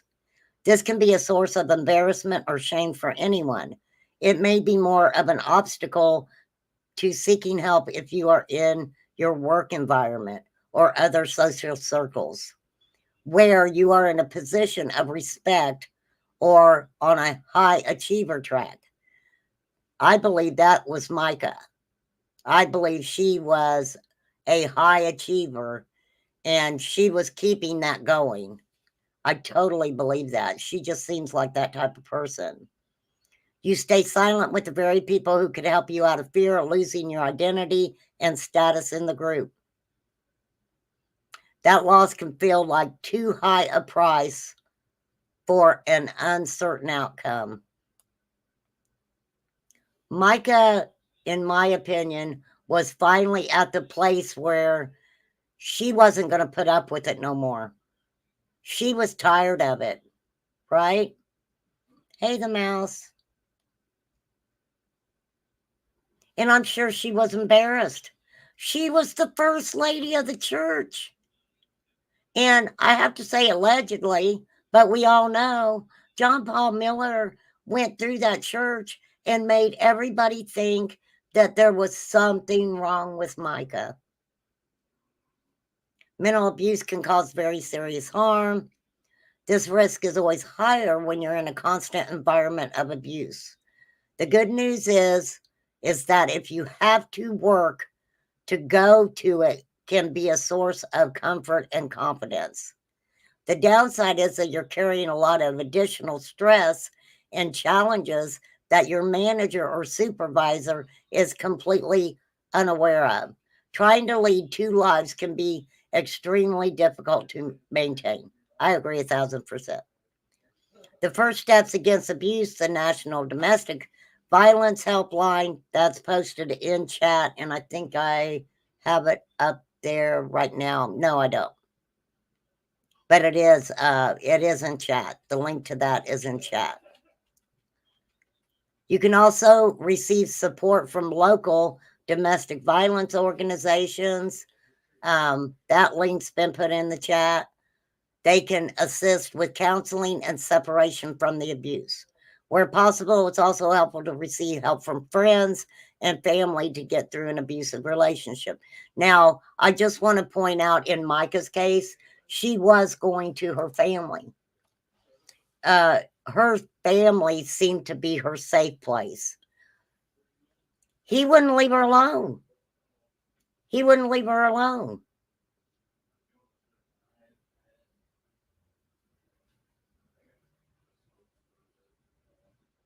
That's very sad, Kiki. That's very sad. Okay, thinking and cognition versus feelings and emotion.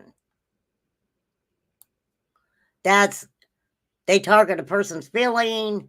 They use emotions to manipulate and punish and achieve control rather than personal sentiments, mental abuse, focusing on questioning, influence on another person's way of thinking and views of reality. Psychological abuse can cause a person to question their environment. It can leave a person constantly anxious over possible threats and can influence new behaviors. Emotional abuse will control feelings and affect mental health. Mica was going to that church. Mica was that church. In my opinion, Mica was that church. She was the solid rock. Okay? Hey, Mr. Nobody. For real. And I'm sure it, okay. I showed another Facebook live that Mica had did, where in it she stated, I can't wait to get back with my church family. That said a lot to me. That said a lot to me. A lot. Doubt and confusion versus shame or fear. Bottom line, mental abuse is not your fault. Not your fault.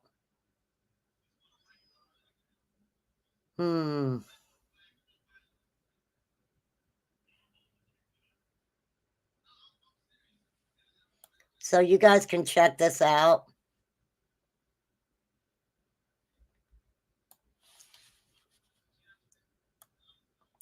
Check it out, whippersnappers.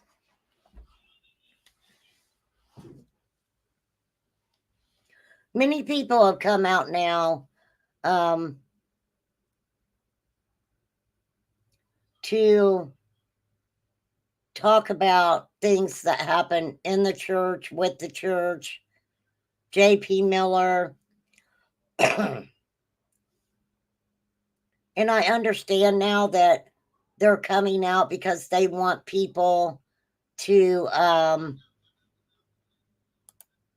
see a different side of Mica than what J.P. Miller was putting out there.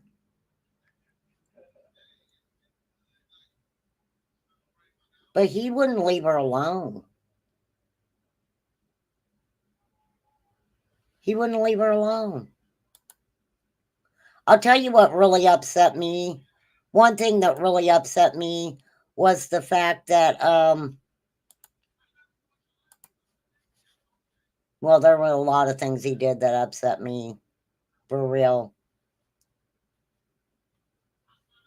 Do you think that they reached a agreement with J.P. Miller because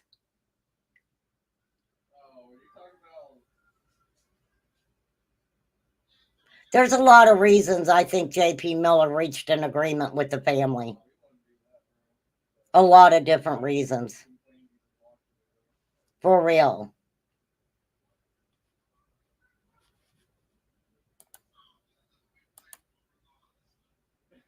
Now, a lot of states can talk about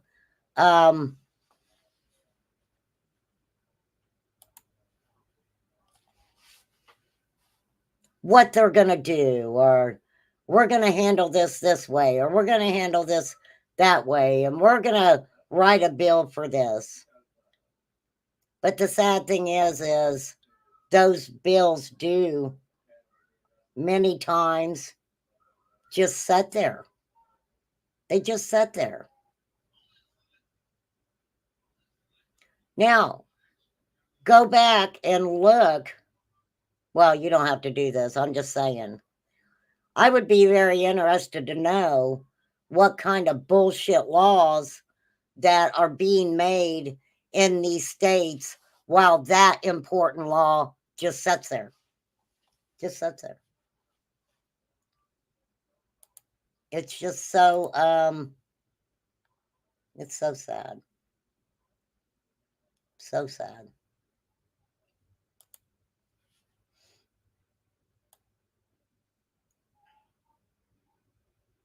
Long-term physical and mental health consequences of childhood physical abuse.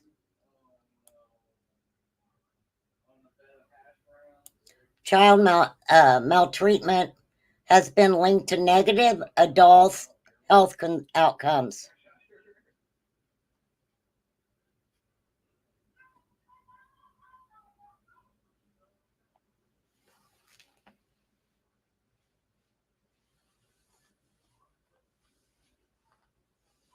Parental physical abuse was reported by 11.4% of respondents, 10.6% of males, 12.1% of females. In multivariate models controlling for age, sex, childhood adversities, family background, childhood physical abuse predicted a graded increase in depression, anxiety, anger, physical symptoms, and medical diagnoses. Childhood physical abuse also predicted severe ill health, an array of specific medical diagnoses and physical symptoms. Family background and childhood adversities attenuated but did not eliminate the childhood abuse, adult, and health relationships. John Paul Miller had kids. We heard his ex-wife say, I knew when my children were there and Mica was there that my children were going to be okay. Right? You were heating up Papa John's.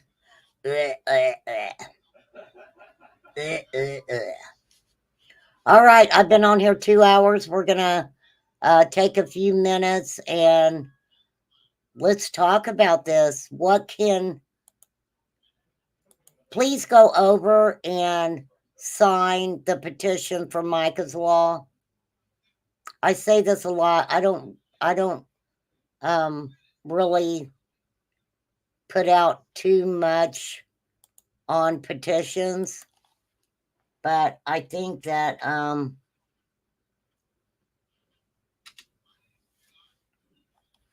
it's very easy to find. Just put petition for Mica's Law.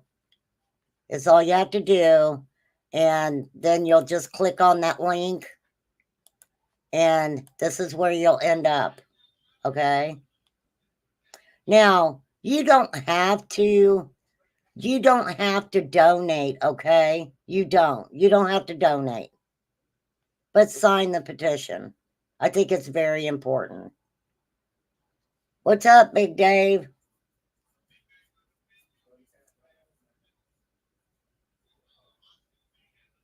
Are you out of school right now, H?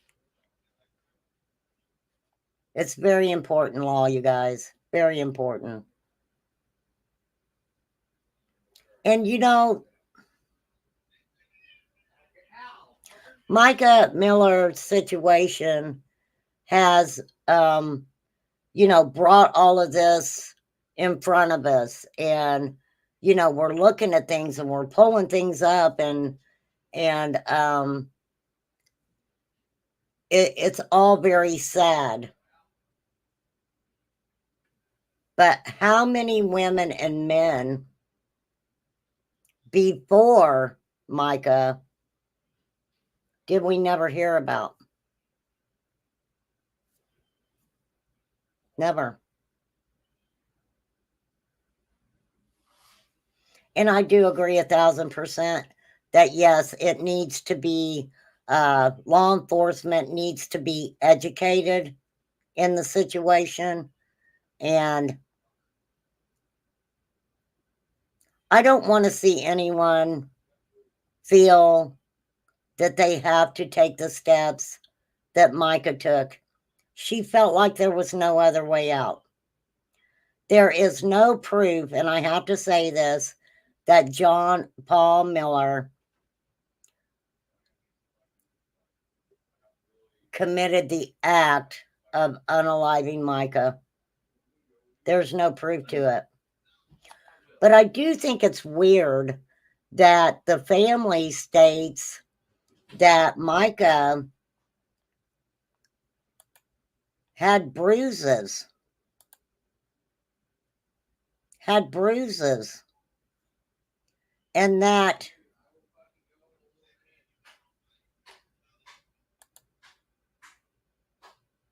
the medical examiner didn't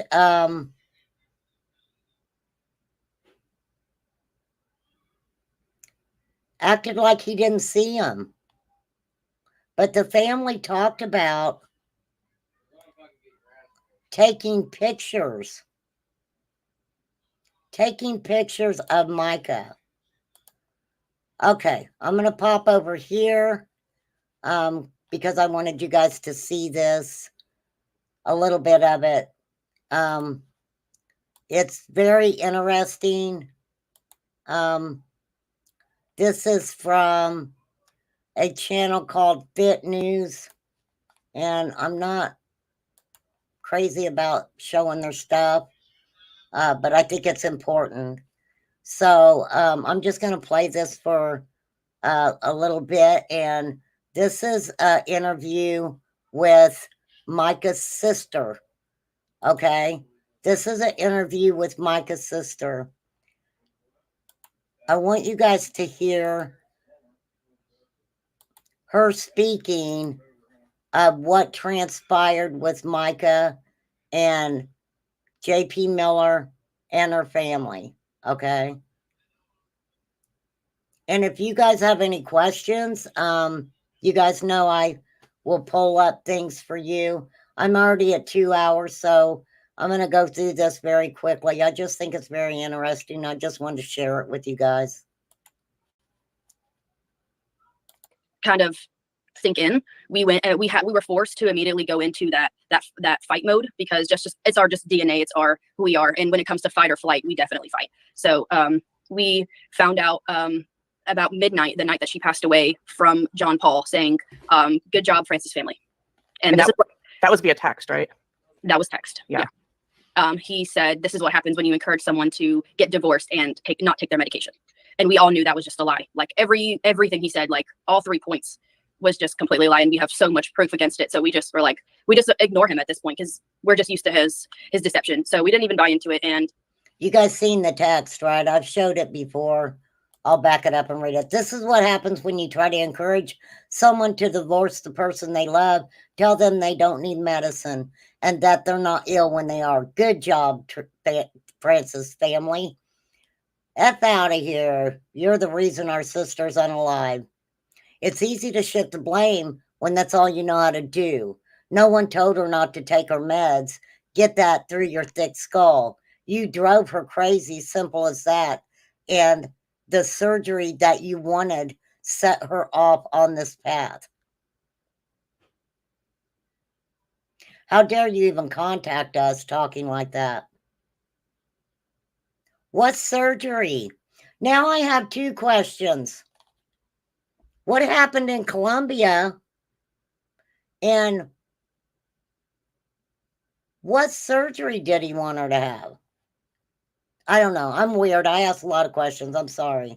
Just a lie. Like everything he said, like all 3 points, was just completely a lie, and we have so much proof against it. So we just were like, we just ignore him at this point, because we're just used to his deception. So we didn't even buy into it. And within a few hours, he had texted about 100 people that she had passed away that night. And it just kind of went crazy from there, where people are reaching out to us, posting all over social media.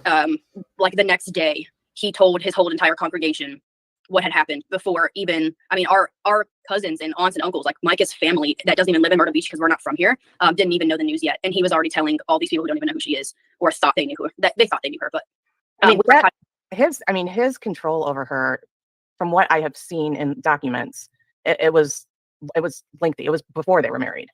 Yeah. And I mean, for me, from what I could read from documents that I've seen, and you can correct me if any of this is wrong, but, he was really alienating her at a very young age from your family. It all started when she turned about 16 or so is when that actually started getting out of hand. He convinced her to move away from our family and live with people from the church, saying our family is not good Christians, not good for her. So he just convinced her that we weren't good for her. And as the years went on, she would come and talk to us and then get out of our lives. And like, it kind of flip-flopped like every other year if we were on good speaking terms or not, depending on what John Paul's narrative was. If you didn't speak positively about John Paul in any way, you were not allowed to be near Mica whatsoever. And that goes for anyone, even her sister. Our whole family, we would speak on what we thought was not okay. From a young age, he started having control over Mica. A young age. Right? What was controlling, it was brainwashing came up every single week in our family. That word came up every single week on like, what do we do? And it came to the point where we didn't even say anything for probably a year. We literally just let her do whatever she was going to do because we couldn't control it anyway. So we just had to be like, well, I really love my sister and I want to see her. So I have to pretend like I'm okay with going to dinner with John Paul. And I would go to dinner with my sister. He had to be there. Right. When she started, so he was alleging for a very long time that she had mental health issues. Were those issues something that you guys saw, or were they? Mica never had any mental health problems until she married John Paul in 2017. She never was on any medication her whole life. None of my siblings are on medication. We just have naturally so much energy that we all have our own small businesses. We are all very just contributors to the community. We get involved in our church and our business and friends and everything. We don't need medication to make us wake up in the morning in a good mood and energetic. And we use that energy for good. And the only thing my family can really come up with is that he was just jealous of what Mica, he was always known for being successful, and Mica was also a very successful and liked person. And John Paul's used to being the center of attention. He's used to getting all of the good graces from everybody. People are just honestly too scared to go against him. But my family, we are like the only people who aren't scared to speak out of the truth since they got married, even before that. Right. My family started going to his church whenever we moved to Myrtle Beach in 2010. And our parents saw his narcissistic behavior on the stage. They took our family from the church. And that's whenever John Paul started isolating Mica, is when our family left the church. And then, our divide with John Paul and our problems with him and our family, he's tried to divide our family since we had left the church. And this is like 24 years. It's been a long road. If anyone knows us from the other 24 years.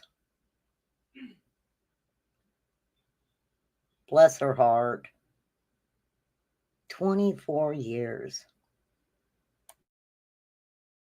side, like we're not even related to him. We just had to put up with him because our sister was one of his victims. Right. So anytime we basically wanted to just have family time or anything like that, he always had to be involved. So if we wanted Mica in our family, then we had to do whatever they kind of said to get through the holidays and stuff. But even when, like the first time he put Mica in the hospital, our family was like, this is like not like her. She's not mentally unstable. She's perfectly fine. She's healthy. She was 23, 24, 25, one of those three, when she's supposedly having a bipolar episode for the first time, which none of us had seen signs for before. Which, I mean, everything behind that was just John Paul had been taking probably since he was in his older teens, early 20s. He started taking medication for his mental health. He's been on schizophrenia medication for over 20 years. Okay. Meet Mercury Broadband, your dependable local high-speed internet provider. Our plans are crafted specifically for rural customers and start at only $50 a month. Say no to contracts, installation fees, and DIY setup. Get connected today at mercurybroadband.com. There's videos that are coming out because people had seen his behavior a long time ago, 20 years ago, and that's when they started seeing signs, and they never posted, shared anything because they were scared of what he was going to do. That's what Everyone I is think has scared. been the Every single most. person in Myrtle Beach that knows of him, if they see something that he's done wrong, they're all like scared for their life, scared for their business. If they own a business, like multiple people really love our family throughout this whole thing. They own businesses and they were silent, anonymous givers to our family during this whole thing. And they literally said, I have to stay anonymous because I own a business and I have to protect myself. Yeah, that's when I first started covering this, like right after the news started trickling out. When I talked to people, they were very scared to speak up. They would tell me the stories, would say, I have to stay anonymous, which is absolutely fine. But in the past couple of weeks, I've seen a trend where people are getting bolder and more truths are finally coming out, which I think is very good. I think it's finally showing more of the picture of what's been going on. Well, even the article that was just written, John Paul's first wife, Allie, was trying to get all of those young females that were underage to speak up about what John Paul had done to them, and they were all too scared. So without a victim speaking up, how is the authority supposed to prosecute someone or have him have accountability for what he's done? Right. And he, even after that happened, from what she wrote, manipulated the church so that he could stay in charge of it.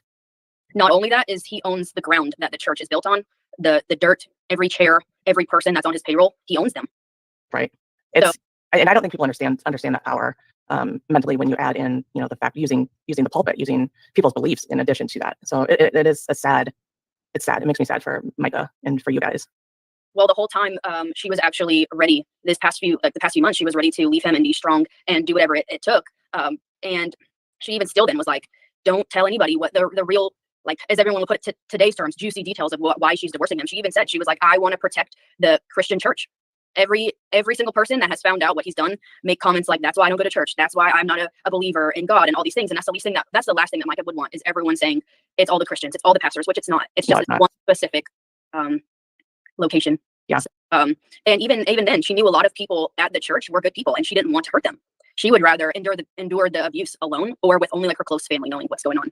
And a lot of people have in our family's been wanting to share with the world who he really is for a long time. And I just came to the, I guess, epiphany last week. I actually told my boyfriend, I was like, I think Mica had to go through all of this, and I think it had to come to this. I really believe that if she didn't pass away and this much attention happening, then he would never have been held accountable for any of his actions. He would just live like nothing ever happened. Do you so the last month she really had started to finally make that break that she needed to break, to get away from him. What was her mood like? How was she doing in general with everything that she was going through?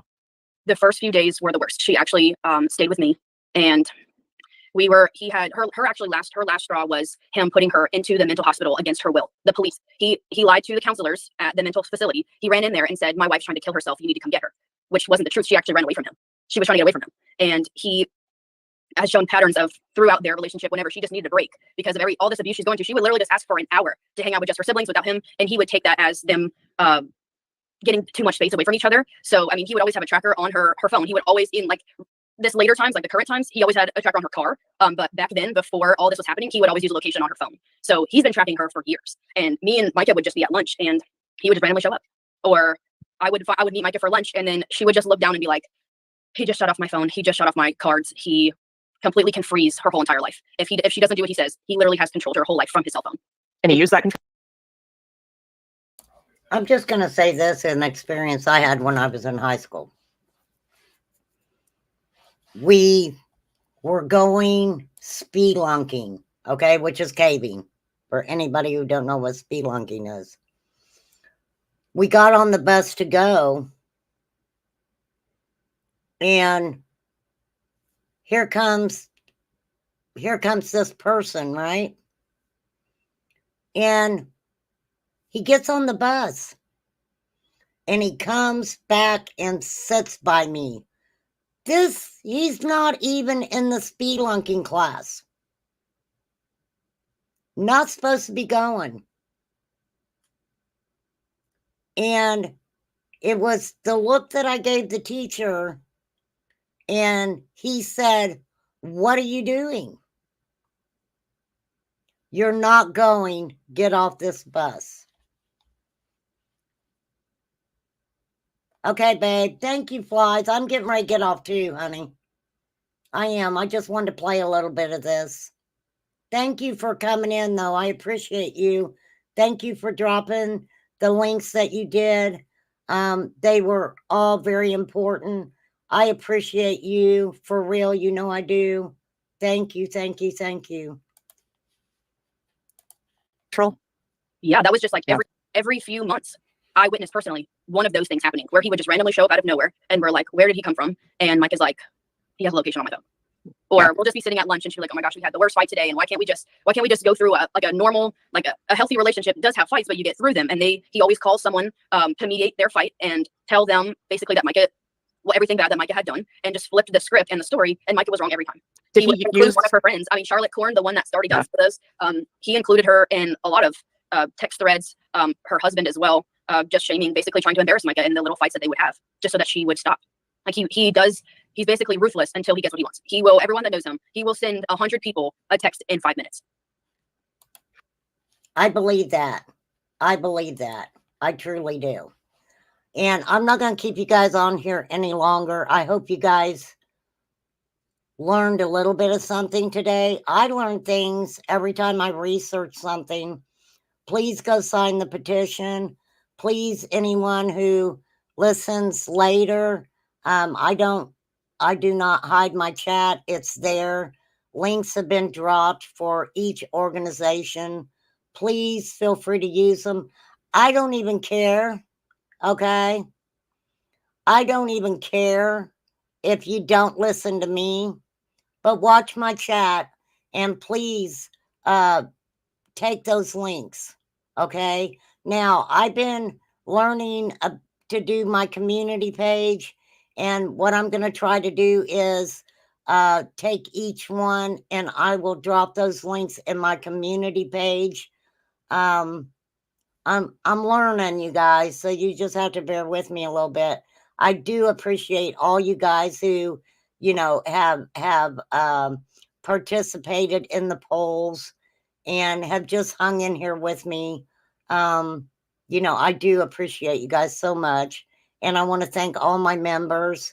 I've got members who don't even come into chat, and you guys, you're more than welcome if you want to come into chat. Come into chat. Okay. Be the bean, to have lived that life.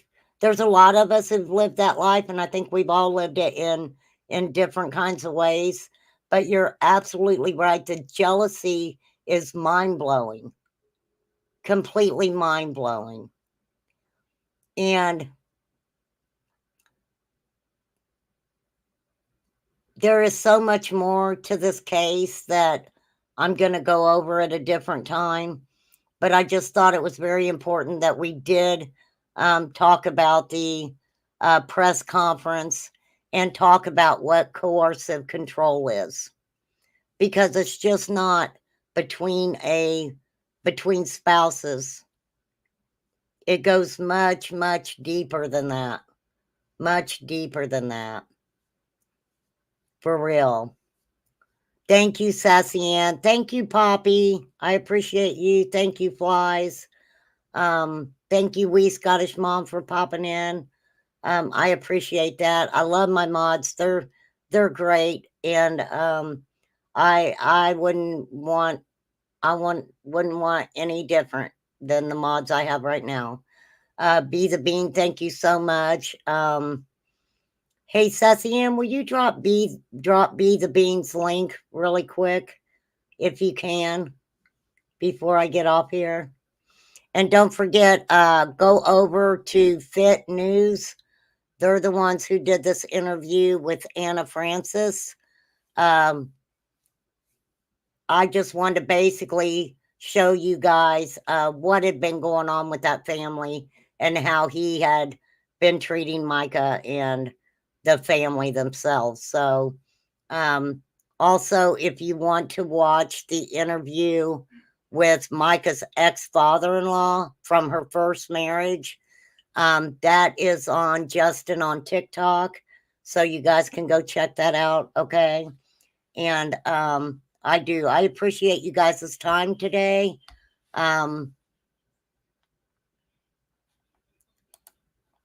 Let me go back to my Eagles. So I appreciate you guys. I appreciate your respect in chat. And if you are ever in a bad situation, let let your friends know. Call a friend. Even online, there is a site that you can go to that if your friend calls you, and I'll have to pull it back up. I had it pulled up earlier, and I apologize because I ended up taking it down. But there's a site that you can go to that ground guides you on how to talk to a friend who may call you with serious problems or makes a comment that, I want to unalive myself or something. It kind of ground guides you on some of the right things to say. Because what do? A lot of times, I want to unalive myself. And a lot of people are like, if they're talking about it, they're not going to do it. I've always heard that. If someone's talking about it, they're not going to do it. That's not necessarily true. So thank you, Flies. Thank you, Sassy Ann. But it is out there for you guys. Now, anybody who emails me and talks to me about any type of situation, I do not bring it out on my channel. I do not do that.